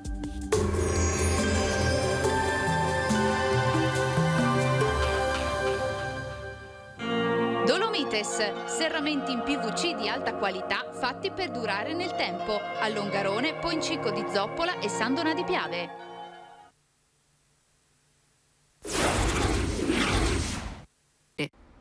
Eccoci ben ritrovati, sono le 13:40, saremo insieme fino alle 14:30, tra pochissimo un focus sui teenager e su questa sorta di isolamento tecnologico a cui in qualche modo sono stati costretti a causa della pandemia. Ne parleremo con Fortunata Pizzoferro, vicepresidente dell'Ordine degli Psicologi del Veneto, insieme a un assessore al sociale del comune di Silea. Parleremo ancora di anziani con la WILP del Veneto, ma intanto vi diamo alcune notizie di cronaca che stanno caratterizzando la giornata. La prima ci porta nel veneziano, dove 2 ventenni e un minore sono stati arrestati dal nucleo natanti dei Carabinieri di Venezia per una rapina a mano armata ai danni di un coetaneo. Le 3 ordinanze di custodia cautelare sono state emesse dai giudici per le indagini preliminari del Tribunale Ordinario del Tribunale per i minorenni. I fatti risalgono ad una sera del mese di ottobre 2020 all'isola di Sant'Elena. Un'altra notizia invece ci porta nel Trevigiano, dove un imprenditore cinese del settore del tessile di 63 anni aveva evaso dal 2010 imposte per centinaia di migliaia di euro, ha sottoscritto una finta donazione della casa del valore di circa 300.000 euro per sottrarla ad una possibile confisca, insomma una finta donazione alla figlia che però è stata scoperta. L'uomo è stato denunciato dalla Guardia di Finanza. Poi c'è l'operazione dei Carabinieri ad Arzignano, che hanno denunciato 2 persone per furto in chiesa. Avevano rubato le offerte. Grazie ad una intensa attività investigativa sono stati scoperti nel comune limitrofo. Li hanno trovati a Chiampo. I 2 sono stati denunciati. Ora vi porto a Padova con questo studio che di fatto chiarisce da dove viene il ceppo di coronavirus che è stato scoperto a Vo Euganeo, sapete il primo comune del Veneto dove si è scoperto essere arrivato il coronavirus, da qui la prima vera zona rossa di fatto di tutto il Veneto. Allora andiamo a vedere il servizio. Manca l'anello di congiunzione tra il ceppo del virus circolante a Vo, scoperto in quel tragico 21 febbraio 2020, data della morte di Adriano Trevisan, e la coppia di turisti cinesi provenienti da Wuhan, primi malati identificati sul nostro suolo nazionale. Il virus che ha colpito i cinesi e le persone che si sono ammalate a Vo è lo stesso. A scoprirlo gli scienziati dell'Università di Padova, coordinati dal virologo Andrea Crisanti, che hanno confrontato campioni di sangue della coppia cinese con quelli prelevati a Vo. Da Malpensa i 2 cinesi iniziarono il viaggio in Italia toccando tra le prime città Venezia e Verona. Qui potrebbe esserci stato il contatto con uno dei cittadini di Vo, portatori sani o meno della terribile pandemia tra i vigneti dei colli padovani. L'appello a due voci di Andrea Crisanti e del sindaco di Vo Giuliano Martini punta a ricostruire la catena di trasmissione del virus. Chiunque abbia avuto contatti con le città di Venezia, Verona e Parma tra il 23 e il 27 gennaio 2020 si faccia avanti, chiede il primo cittadino di Vo. Per ricostruire l'intera catena di trasmissione ci manca davvero poco. Ancora una notizia di cronaca, aveva girato per tutto il pomeriggio lungo la tangenziale di Padova l'anziano notato dagli agenti della polizia stradale che, vistolo in difficoltà, lo hanno portato fino a casa e lo hanno scortato, pensate, fino ad Asolo. Non riusciva a trovare la strada di casa l'anziano, 82 anni, di Asolo, notato dagli agenti della polizia stradale verso le 22 di mercoledì in tangenziale a Padova. L'andamento incerto, la marcia lenta, avevano insospettito i poliziotti che lo hanno fatto accostare per un controllo.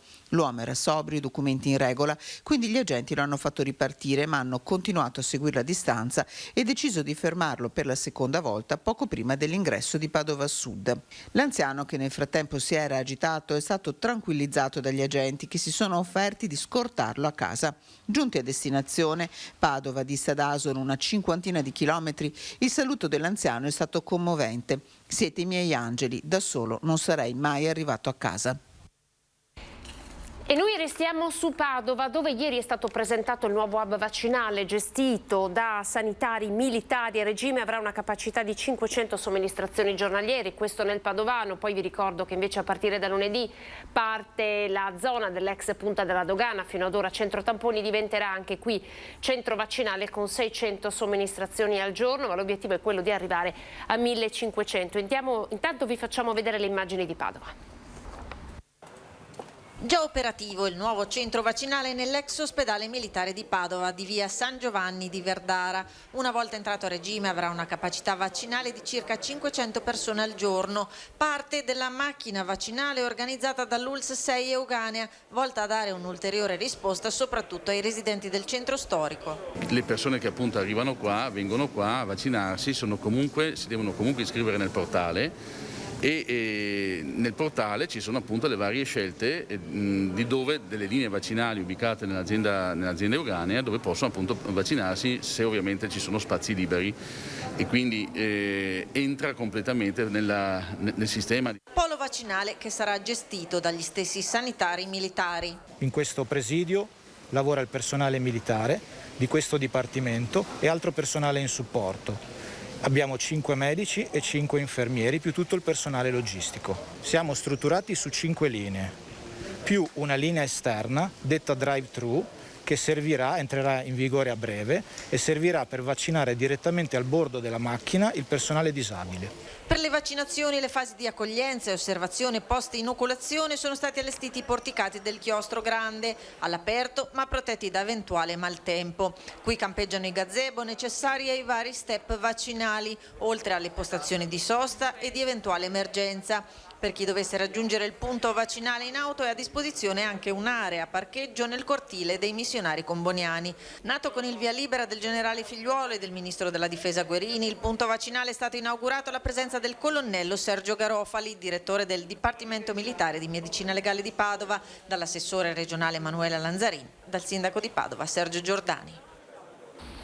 Allora, questo è quello che accade a Padova. Ieri, nel corso della conferenza stampa, sempre il classico punto stampa a Marghera, l'assessore regionale Lanzarin aveva parlato del trend dei contagi, raccontando come all'interno delle RSA, nonostante il monitoraggio sia continuo, ormai i contagi sono spariti, non ci sono più contagi vista l'alta percentuale di vaccinazioni. Poi si è parlato di caregiver e si è parlato anche del fatto che i contagi di fatto si stanno spostando all'interno delle scuole. Vi facciamo vedere questo servizio appunto realizzato dalla nostra redazione per anticipare il prossimo intervento.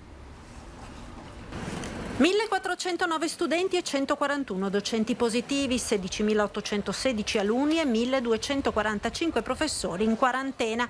I numeri di oggi dei contagi nelle scuole fanno capire come il virus circoli ancora e parecchio tra i giovani. Dall'inizio di gennaio, nonostante le molte settimane in DAD, ci sono state 6.281 positività e quasi 77.000 quarantene nelle classi, con 752 docenti positivi e quasi 6.000 in quarantena. Questo vuol dire che dobbiamo ancora essere molto attenti, vigili, e anche i progetti che noi abbiamo messo in campo, quindi le famose scuole sentinella che stanno funzionando molto bene sia per quanto riguarda le superiori ma anche per quanto riguarda le terze medie, ci sta dando uno spaccato importante che sarà anche fondamentale per l'organizzazione. Significativi i dati relativi alle RSA circa la protezione offerta dalla vaccinazione. Al 1° gennaio gli anziani ospiti delle case di riposo positivi erano 3.580, al 31 marzo il numero è sceso a 48. I decessi, che erano a gennaio 892, sono calati a 38. Un crollo importante che mette in evidenza come la vaccinazione sia una protezione reale. Proprio alla luce di questa situazione si sta lavorando al protocollo per la riapertura delle visite nelle case di riposo. La prevenzione ha predisposto delle linee guida sia per gli accessi delle visite ai familiari sia per i nuovi accessi, gli accessi degli ospiti che devono entrare in una struttura residenziale per anziani. C'è un'interlocuzione con le organizzazioni URIPA, UNEBA che raccolgono tutte le varie strutture per anziani. Stiamo aspettando le loro osservazioni e poi saremo pronti per queste nuove disposizioni. Eccoci allora di nuovo in studio, avete sentito che cosa ha detto l'assessore Lanzarin. Io intanto saluto e ringrazio Deborah Rocco, segretario della WILP del Veneto. Deborah, buongiorno. Buongiorno a voi. Allora, grazie per essersi collegata con noi. Ha sentito che cosa ha detto l'assessore Lanzarin? Allora io farei un passo indietro. Oggi è stato presentato anche il calendario vaccinale, quindi con i vari step, la roadmap del Veneto per raccontarci quando sarà il nostro turno e più o meno qual è la programmazione che l'azienda sanitaria è in grado di fare sulla base delle dosi ricevute. Però facciamo un passo indietro. Voi come WILP del Veneto, come definite, insomma, quali sono i punti forti e i punti deboli secondo voi della campagna vaccinale del Veneto, soprattutto nei confronti appunto di anziani e di tutta la tematica legata alla domiciliazione? Sì, noi abbiamo fatto una serie di iniziative in tutti questi mesi. Noi ci rendiamo perfettamente conto della gravità della situazione, del fatto che si lavori sempre in emergenza e della macchina organizzativa complicata, molto spesso legata anche all'arrivo dei vaccini, non solo all'arrivo di quelli ma anche al tipo di vaccino, perché ci sono stati vari blocchi. La cosa che più ci tenevamo a sottolineare, abbiamo sempre sottolineato, è il fatto che in conferenza stampa vengono date delle notizie che poi in realtà nei territori non sempre corrispondono e coincidono, e questo ha creato in questa campagna così complicata molti dubbi e perplessità, perché in conferenza stampa venivano dette alcune cose come certe che accadevano in tutto il Veneto, poi in realtà non era così. Faccio un esempio: l'avvio del portale della prenotazione delle vaccinazioni sembrava dovesse mettere in linea tutte le ASL, in realtà ci siamo accorti subito, già dal giorno dopo, che non era così, ci si muoveva in direzioni differenti.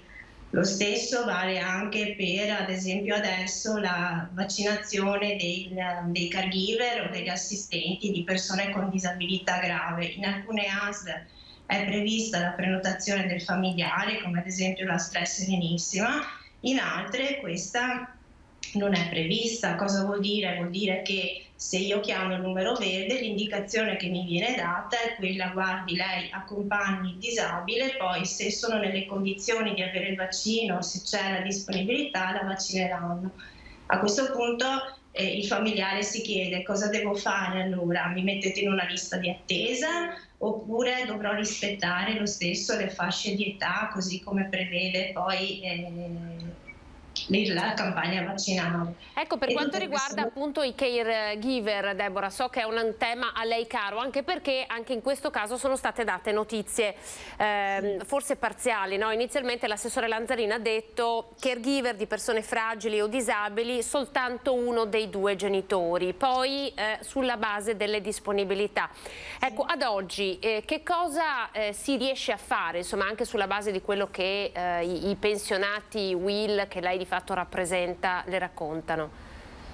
Ad oggi succede che la scorsa settimana è uscita una nota della dottoressa Russo sulla quale insomma spiegava e dava una tabella, una nomenclatura di tutte le patologie, dei conviventi eccetera, però tutto questo poi è sempre legato alla situazione che le dicevo appunto, cioè che ogni ASL poi si muove anche in maniera differente, sempre perché può avere in quel momento il vaccino disponibile o meno. Il problema delle persone disabili gravi e del familiare è questo che io vorrei focalizzare, il fatto che sia fondamentale vaccinare la persona che accudisce il disabile è perché molto spesso quel disabile ha bisogno di quella persona di riferimento e se noi lasciamo che quella persona possa ammalarsi rischiamo di lasciare da solo anche il disabile. Ecco perché ci tengo particolarmente a questo tema. A questo proposito, voi, a quando risale l'ultimo incontro che voi siete riusciti ad avere in Regione? Cioè qual è la forza, no, il potere contrattuale del sindacato in questa partita? Allora, noi l'ultimo incontro che abbiamo avuto con l'assessore Lanzarin l'abbiamo avuto subito dopo Pasqua, che fatalità coincideva anche con il blocco del secondo blocco di AstraZeneca, per cui era anche il momento in cui si erano programmati una serie di vaccinazioni giornaliere e ci si ritrovava di nuovo a rifare i conti invece con dei vaccini che non arrivavano. In quella sede noi abbiamo sottolineato come CGIL e CISL UIL la necessità che fossero coinvolti e di capire come venivano coinvolti i medici di medicina generale, perché anche qui noi abbiamo spinto molto, perché pensiamo e siamo convinti che i medici di medicina generale in questo momento abbiano un ruolo fondamentale, perché sono quelli che conoscono i propri pazienti, sono quelli che stanno nel territorio, sono quelli che possono fare da filtro e noi ci siamo subito resi conto che la loro figura era fondamentale. In quell'occasione l'assessore Lanzarin ci ha specificato che l'accordo con i medici di medicina generale era stato fatto non so se il giorno prima o la stessa giornata e che su 3.000 medici di medicina generale 1.500 avevano aderito all'accordo. L'accordo che poi prevedeva anche la verifica dei soggetti fragili, cioè il confronto e l'incrocio dei dati della legge 104, quindi quelli dell'INPS rispetto ai fragili, e anche l'impegno dei medici di medicina generale di evidenziare i fragili che non erano riconosciuti su queste due banche dati, ma che però loro, proprio per il ruolo che hanno, conoscevano. E in quell'occasione abbiamo parlato proprio di questo, abbiamo ribadito il concetto della vaccinazione del familiare e da lì ci aveva detto appunto che sarebbe partito. Sì. Senta Deborah, ha visto, noi oggi abbiamo raccontato anche la storia di questo medico di base di Padova che ha chiesto il consenso al parroco del quartiere per poter vaccinare in massa i suoi pazienti all'interno di una chiesa. Questa sicuramente è una mosca bianca, ma ci piace pensare che questo caso possa aprire un po' il vaso di Pandora e raccontare quanto, come ha appena detto lei, il medico di base sia importante, perché di fatto l'anamnesi è già fatta per questi pazienti perché sono i loro pazienti. Perché secondo lei appunto questo caso è può essere definito una mosca bianca? Cioè abbiamo tante persone che ci contattano dicendo di quanto difficile sia riuscire a dialogare con il proprio medico di base. Lei non ritiene che forse in questa catena sia un anello che avrebbe dovuto avere più importanza? Guardi, il ruolo dei medici di medicina generale è da tempo in discussione, cioè almeno noi ci poniamo spesso delle domande.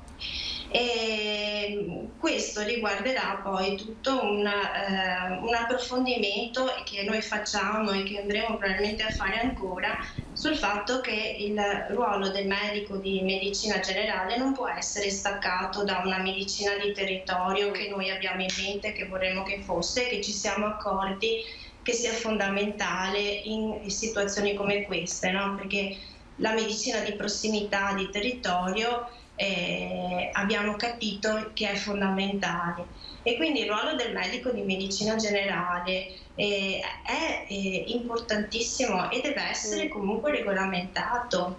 Certo, senta, in ultima battuta, infatti è importante quello che lei sta dicendo, lo vediamo anche noi quotidianamente, no? Anche perché poi ogni medico di medicina generale magari si muove in maniera diversa. In maniera diversa, no? E quindi creando la confusione di cui in questa fase così delicata probabilmente non c'è bisogno. È un discorso generico che facciamo, ma insomma lei in qualche modo ce lo può confermare. Un altro tema importantissimo sulla quale le chiedo un riscontro. Ad oggi in casa di riposo, nonostante praticamente la maggior parte di ospiti e sanitari sia vaccinato, non sono ancora consentite le visite. Io so che molti pensionati che magari hanno una moglie in casa di riposo, un marito, stanno chiedendo la riapertura. Sì, noi ci siamo mossi, cioè noi insomma abbiamo detto ok, adesso le case di riposo sono in sicurezza ed è fondamentale poterle riaprire anche ai familiari. E che notizie ci sono? Che notizie ci sono in merito, insomma, allo sblocco di questa situazione? La notizia è che dovrebbe essere in predisposizione, ma ce l'aveva già detto l'assessore Lanzarino, un protocollo per le riaperture. Ma lo chiedono gli stessi direttori delle RSA, perché ci sono alcuni che sono riusciti a far rientrare i familiari sempre in sicurezza, sempre rispettando il protocollo, però altri che, avendo appunto il decreto che non gli dà la possibilità di fare questo, questa responsabilità non se la assumono. E quindi è necessario dare una spinta perché ci sia questo protocollo, che è fondamentale, perché gli anziani sono soli all'interno delle case di riposo da troppo tempo. Certo. E quindi hanno bisogno di riavere i contatti con i loro familiari. I familiari stessi hanno bisogno di rivedere la persona che è lì, perché l'isolamento è frustrante. Quindi. Senta, anche noi abbiamo parlato di questo protocollo, ci dia una buona notizia, che tempi ci sono secondo lei perché la situazione si sblocchi? Possiamo pensare una settimana, un paio di settimane, o è troppo così? Guardi, io ho visto anche l'assessore Lanzarin che prima ha annunciato il fatto che adesso avevano inviato alle categorie la verifica e le osservazioni, quindi io credo che sia una necessità, un'urgenza da tutte le parti, da tutti, e quindi spero insomma che in giro di poco tempo riescano a risolvere questo protocollo. So che voi avete spinto molto per questo. Grazie Deborah Rocco della UILP del Veneto, segretario dei pensionati, grazie per essere stato in nostra compagnia, arrivederci. Grazie a voi, arrivederci.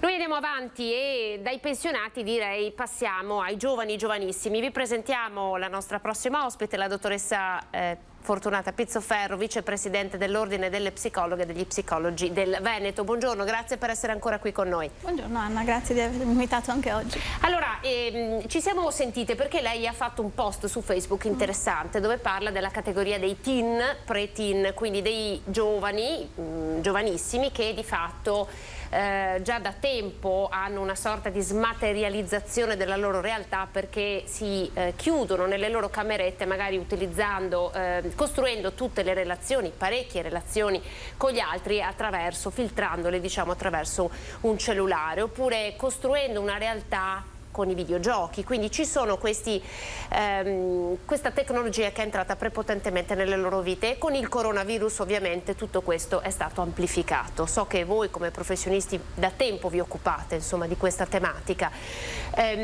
Quanto il Covid ha influito su questo e quanto questa realtà sta diventando sempre più lontana nelle vite degli adolescenti, secondo lei? Sì, quello che io avevo scritto era un tentativo di spostare l'attenzione anche a una problematica che comunque ci portiamo dietro da un tempo precedente al Covid, perché il rischio ora è di porre l'attenzione al Covid come unica difficoltà quotidiana e che noi ovviamente miriamo a superare, come se poi si tornasse ad un paradiso precedente nel quale gli adolescenti e anche i preadolescenti non avevano nessuna problematica di relazione. In realtà la china che si era presa rispetto a un allontanamento dalle relazioni dal punto di vista più corporealmente sociale, cioè in presenza, era già visibile da prima. La problematica di adolescenti che si ritirano e che hanno una personalità online, il cosiddetto avatar, anche semplicemente un'immagine piuttosto patinata grazie ai filtri che possono essere messi nelle immagini, faceva sì che gli adolescenti venivano portati a coltivare molto di più questa socialità e sempre meno la socialità a distanza ravvicinata, perché se sei in presenza devi scontrarti con una problematica piuttosto comune, appunto nell'età adolescenziale, quella del corpo, che è sempre fonte di disagio, già da sempre in questa fascia d'età. Perché? Perché lo si sta scoprendo, perché ci sono... Possiamo, adesso non vorrei continuare su questo grande luogo comune, però è un po' vero che questa società ci sta presentando dei modelli del corpo, ma lo vediamo insomma dalle vallette televisive, alle pubblicità, dei modelli del corpo ben definiti, insomma, sono chiari, non c'è possibilità di uscire da questo modello, no? Non ci sono alternative. Assolutamente, ne parlavo proprio ieri sera anche con un gruppo di genitori di un comune del Padovano che mi avevano chiesto un incontro proprio centrato sul rapporto dei bambini e adolescenti con il proprio corpo. Come mai l'età nel quale i bambini cominciano a dimostrare un'insofferenza rispetto al proprio aspetto fisico, alla propria forma fisica, diventa sempre più precoce. Sicuramente perché questi bambini sono fin dalla nascita immersi in un mondo che è quello dei cartelloni pubblicitari, della stampa, ma soprattutto dei social, degli smartphone che hanno nelle mani sempre più in età precoce, dove vedono dei modelli di bellezza che sono radicalmente diversi dai modelli di bellezza di 500 anni fa. Quindi gli idoli contemporanei ovviamente sono normalmente sottopeso, sono molto tonici, hanno delle immagini che comunque non sono reali, perché sono molto, diciamo, limate dai programmi che migliorano l'immagine corporea, ma si confrontano con un modello che loro possono immaginare come reale, quindi hanno una spinta a voler emulare questa perfezione che comunque è irraggiungibile. Ecco, e poi questo confronto si dipana anche nella vita quotidiana, quando magari i ragazzi si confrontano con i compagni di classe e quindi notano le differenze, cercano di vestirsi in maniera simile, hanno bisogno probabilmente di annullare queste differenze.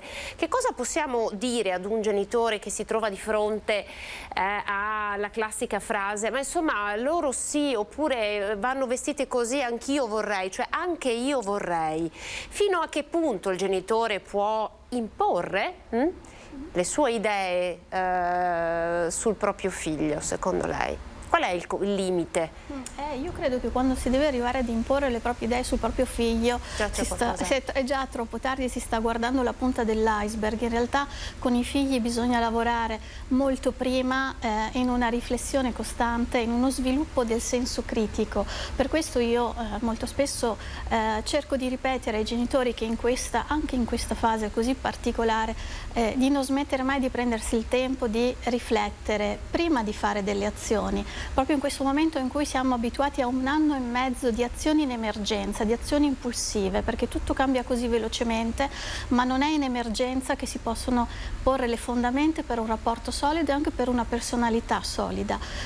Lo dico ai genitori, così come lo dico anche ai ragazzi che hanno ora questa spinta al perfezionismo sia dal punto di vista fisico, relazionale, perché ci sono molte aspettative che loro sentono su di sé, ma questo è un anno particolarmente imperfetto per tutti. Sappiamo che è imperfetto il modo in cui si lavora, è imperfetto il modo in cui si va a scuola. Anche loro devono poter assaggiare questa possibilità di accettarsi imperfetti. Sono sempre i genitori a dare queste diciamo far crescere le aspettative dei ragazzi dentro di sé, secondo lei, o chi altro ha delle responsabilità nella formazione di tutte queste aspettative, no? Aspettative su se stessi, sulla loro anche bravura a scuola o successo nella vita. I genitori hanno una responsabilità grande perché sono le figure di riferimento essenziali, ma i genitori sono immersi a loro volta in una società. Io credo che anche i genitori sono frutto delle pressioni di una società che spinge ad essere sempre perfetti. Ora i genitori sono sempre preoccupati di non essere abbastanza bravi come genitori. Abbiamo sempre più figli, ma cerchiamo di allevarli sempre con più attenzione, dandogli sempre di più, e quindi diamo più vestiti, più sport, più attività estemporanee, quindi i genitori fanno del loro meglio, ma è una società in generale che corre verso la perfezione ed è difficile per tutti sottrarsi all'ingranaggio. Ecco, mi collego il dare di più. Intanto chiedo alla regia, perché io qui sono scollegata, volevo sapere se Francesco Biasini è collegato con noi, che così possiamo farlo partecipare anche alla nostra discussione. Assessore al sociale del comune di Silea, l'abbiamo invitato perché come assessore ha organizzato degli incontri proprio per adolescenti e per ragazzi, degli incontri che hanno un titolo: aiutiamoci a crescere. Quindi penso che anche un'amministrazione comunale, ad esempio con progetti di questo tipo, possa fare qualcosa, no? Inserendosi nella vita delle famiglie e dando, insomma, con gli strumenti che hanno, alcuni consigli o delle linee guida. Quindi chiedo alla regia, fatemi sapere quando Francesco è collegato. Non è ancora... Non c'è, benissimo. Allora, eventualmente vi lascio il suo numero di telefono e torno dalla dottoressa Pizzoferro, perché stiamo parlando di tante cose. Abbiamo tanto sport, tanti vestiti, tanto di tutto, e questa è una fase, questa qui che insomma stiamo vedendo, soprattutto acuita dal Covid.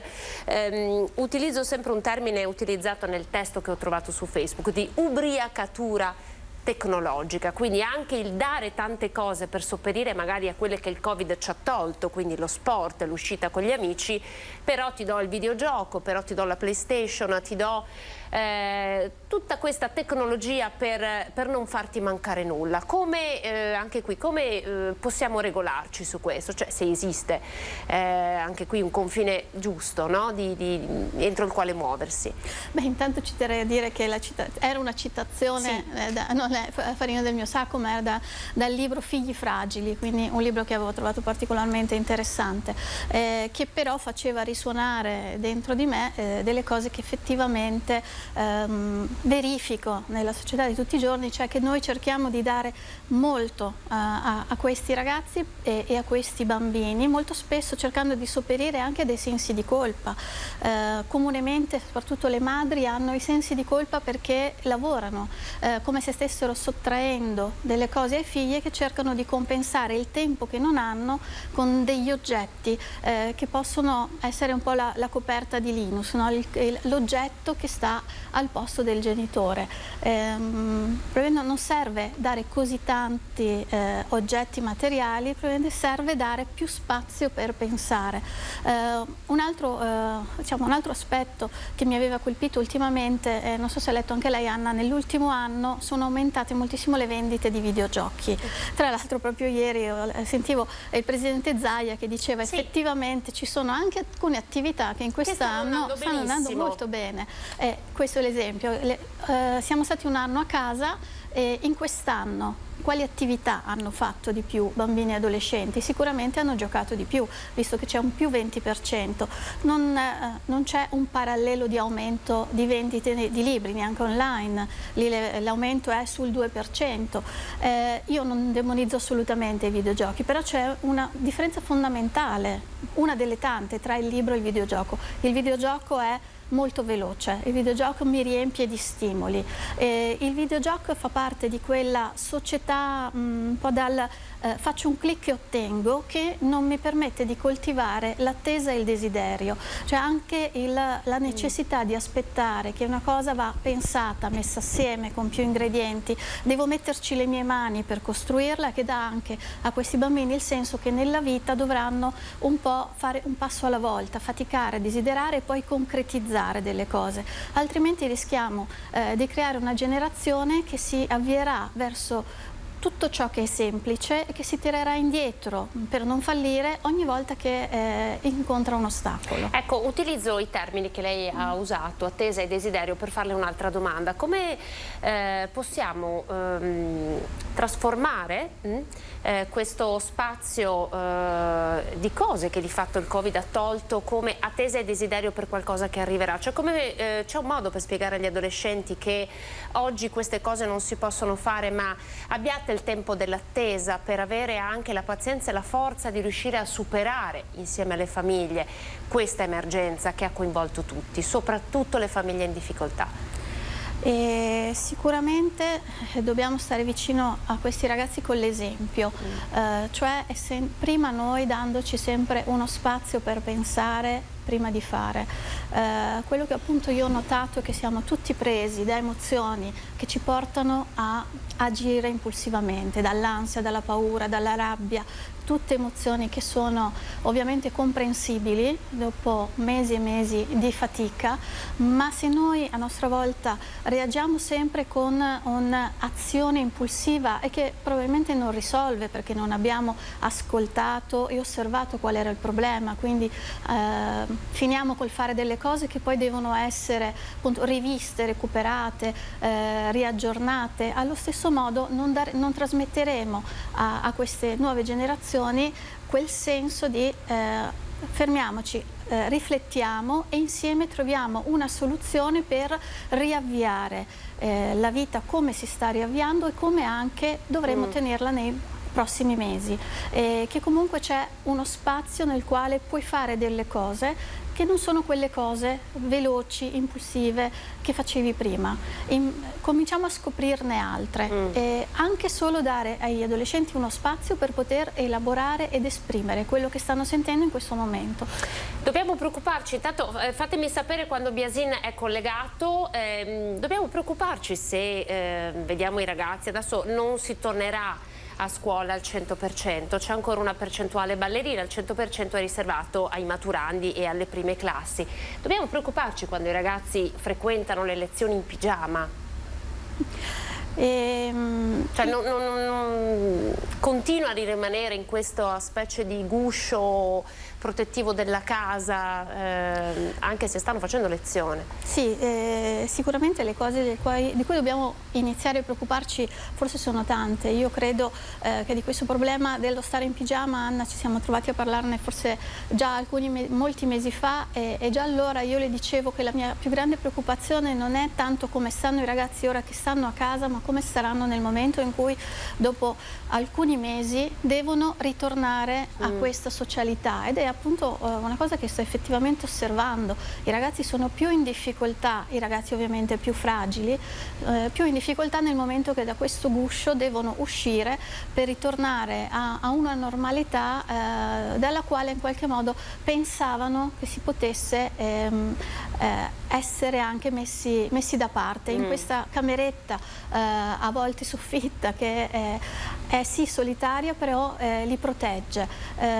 O non solo l'essere in pigiama, ma quello che trovo ancora più preoccupante è l'essere invisibili. Ci sono adolescenti che tengono il video spento perché è possibile, a volte anche richiesto da alcune scuole, di tenere i video spenti. Quindi abbiamo intere classi di ragazzi invisibili, non sappiamo dall'altra parte e l'insegnante non può vedere qual è il loro volto, non può guardare in faccia e domandarsi: come sta Anna? Perché Maria oggi mi sembra triste? Perché Fabio oggi mi sembra con un occhio spento? E quindi una maggiore attenzione anche a distanza, individualmente, a questi ragazzi è necessaria. Mi ha fatto emergere un'altra domanda, ma gliela farò dopo. Intanto voglio salutare Francesco Biasin, grazie per essersi collegato con noi. Buongiorno, io non ero collegata qui con il mio computer, quindi non riuscivo ad avvisarla. Buongiorno. Io avevo qualche problema anch'io, buongiorno. Eccoci, buongiorno. Allora le chiedo davvero pochi minuti di pazienza, devo andare in pubblicità e poi sono subito da lei, a tra poco.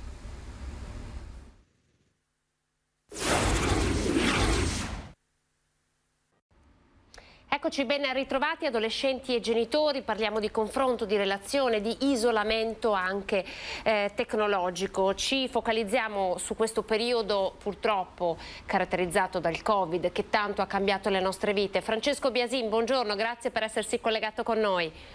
Buongiorno a voi, buongiorno a tutti, buon pomeriggio. Guardi, io ho qui sistemato sulla pagina Facebook la locandina degli incontri che avete organizzato come Comune di Silea. Aiutiamoci a crescere, un appuntamento c'è già stato, il prossimo è il 28 aprile, poi lei mi ha già anticipato che ve ne saranno altri magari riservati a ragazzi un po' più grandi. Qual è l'obiettivo che vi siete dati? Beh, come lo dice un po' il titolo, aiutiamoci a crescere, è la sfida che ogni genitore si pone. I genitori hanno questa grossissima sfida, soprattutto in questo periodo di Covid, di affrontare un periodo duro, lo sappiamo.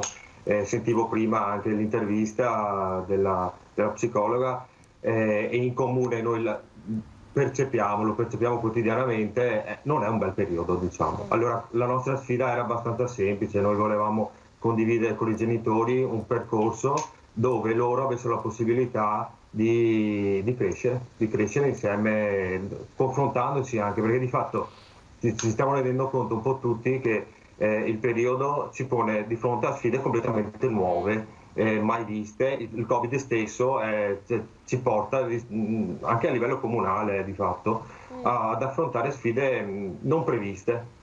A livello sociale poi la ricaduta chiaramente vale un po' per tutti. Quali sono le più grandi difficoltà che lei ha potuto notare nelle famiglie, appunto anche a livello sociale? Che cosa è emerso insomma da questo primo incontro? Allora, le famiglie vengono da un periodo, come abbiamo detto, di isolamento. L'isolamento era forzato, però l'isolamento poi ci ha portato a un isolamento sociale che non è da poco. Le famiglie lo sentono questo. Le famiglie molte volte si sentono sole ad affrontare i problemi, però si sentono sole anche da un punto di vista affettivo, relazionale. Per cui quello che io da assessore sento è proprio il bisogno di ritornare alla relazione quella più vera che abbiamo perso, ma fatta anche da momenti molto semplici, l'incontro, i pranzi, le gite, l'estate, il mare, e i ragazzi a ricaduta stanno soffrendo di questa situazione. Quindi possiamo dire che l'amministrazione comunale diventa, come dire, cerca di fare comunità, no? Quindi è anche interessante vedere come si è trasformato il ruolo, no? di un comune, di un'amministrazione comunale in questo senso. L'incontro che lei sta promuovendo ne è un po' l'esempio. Cos'altro può fare, secondo lei, un'amministrazione comunale per creare comunità in questa fase? Sì, allora, innanzitutto fare rete. L'amministrazione comunale deve fare rete fra le famiglie, ma deve fare rete fra le associazioni tutte. Noi abbiamo creato da pochissimo tempo una pagina Facebook dove siamo riusciti a mettere insieme le società sportive e le altre società, quelle solidaristiche, tutte le società in comune.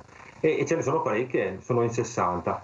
La condivisione secondo me è un po' il segreto di tutto, nel senso che la comunità deve imparare a relazionarsi, deve imparare a parlarsi e a confrontarsi anche e a condividere anche le difficoltà, che non è così scontato, perché molte volte partendo dalla famiglia e arrivando alle altre associazioni ci si accorge che di fatto ogni società è un po' chiusa e questo non permette il respiro sociale, come lo definiamo noi, nel senso l'essere insieme. Io credo che la scommessa sia un po' questa, ritornare un po' alla relazione comunitaria, relazionale di tutto il comune. Senta, lei è anche educatore, questi fenomeni li ha visti, li ha toccati con mano. Parlavamo prima con la dottoressa di isolamento quindi delle famiglie sì, ma anche dei ragazzi. Ci può confermare insomma che il trend è questo? Noi stiamo anche raccontando di posti pieni nelle reparti di neuropsichiatria dei vari ospedali del Veneto e questo è un dato davvero preoccupante. È preoccupante, sì. Allora ci sono le due versioni, quindi non so, i ragazzi o si sono chiusi in camera, la faccio molto banale, molto semplice, oppure ci sono le baby gang, che sono l'altro aspetto sociale che preoccupano tantissimo. Ecco, io credo che il comune denominatore sia lo stesso. Veniamo da un anno pazzesco dove certi ragazzi si sono chiusi in casa e le relazioni si sono chiuse. Qua vabbè, poi i Kikimori e quant'altro sono un po' l'emblema del tutto. Oppure ci sono le baby gang che permettetemi è un po' una provocazione, però io lo considero un po' i ragazzi un po' più quelli che comunque dimostrano qualcosa, quindi una parte sana se la vogliono mostrare. Noi abbiamo un parco, il Parco dei Morelli, che è qui a Silea, che durante il lockdown ci ha creato non pochi problemi. I ragazzi hanno manifestato la loro rabbia per il momento. Andando oltre le regole sostanzialmente, no? Certo, quindi rompendo, facendosi anche, vabbè, poi non parlo di dipendenza, però magari fumando in maniera segreta rispetto ai genitori, usando alcolici, eccetera. Allora, visto che abbiamo la dottoressa Pizzoferro, dottoressa, baby gang è vero, è un fenomeno, lo stiamo raccontando anche noi, ieri avevamo un servizio su Roncade proprio su questo. Azioni pseudo-violente, occupazione di questi luoghi, bisogno di trovarsi assieme e, non so, manifestazione di rabbia. Anche qui, come si interviene al di là della semplice denuncia o multa?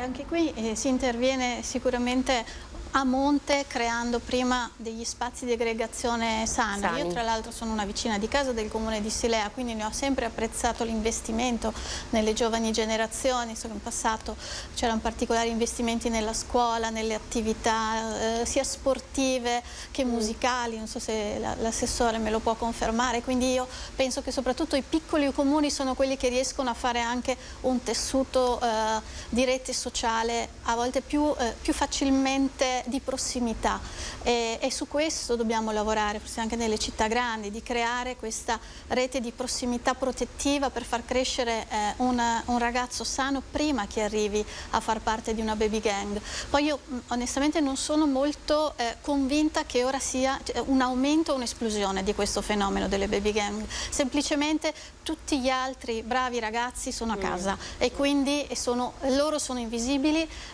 gli altri sono molto visibili, però non è, dal mio punto di vista, poi magari i dati lo disconfermeranno, non è un fenomeno in crescita, è un fenomeno che ora si rende visibile.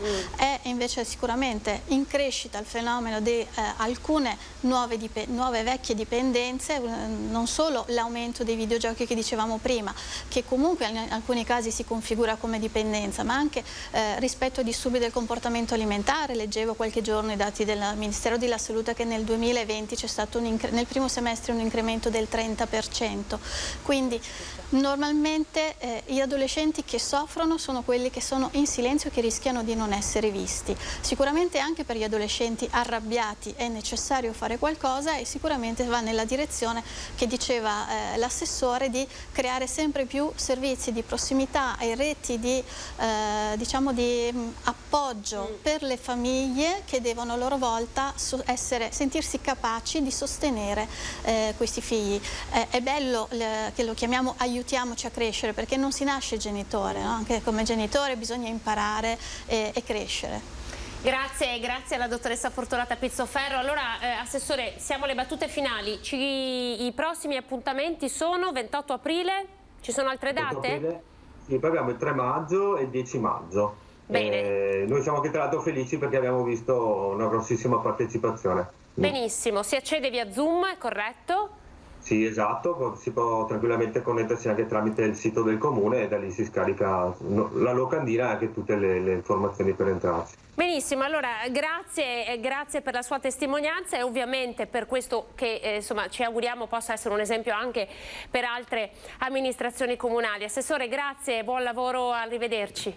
Grazie a voi. Grazie a voi. Dottoressa Pizzoferro, arrivederci, anche a lei, noi davvero abbiamo terminato. Grazie. Anna, alla prossima. A voi telespettatori, grazie per essere stati con noi. 18:30 torna l'informazione su Antenna 3 con il TG del Veneto. Arrivederci.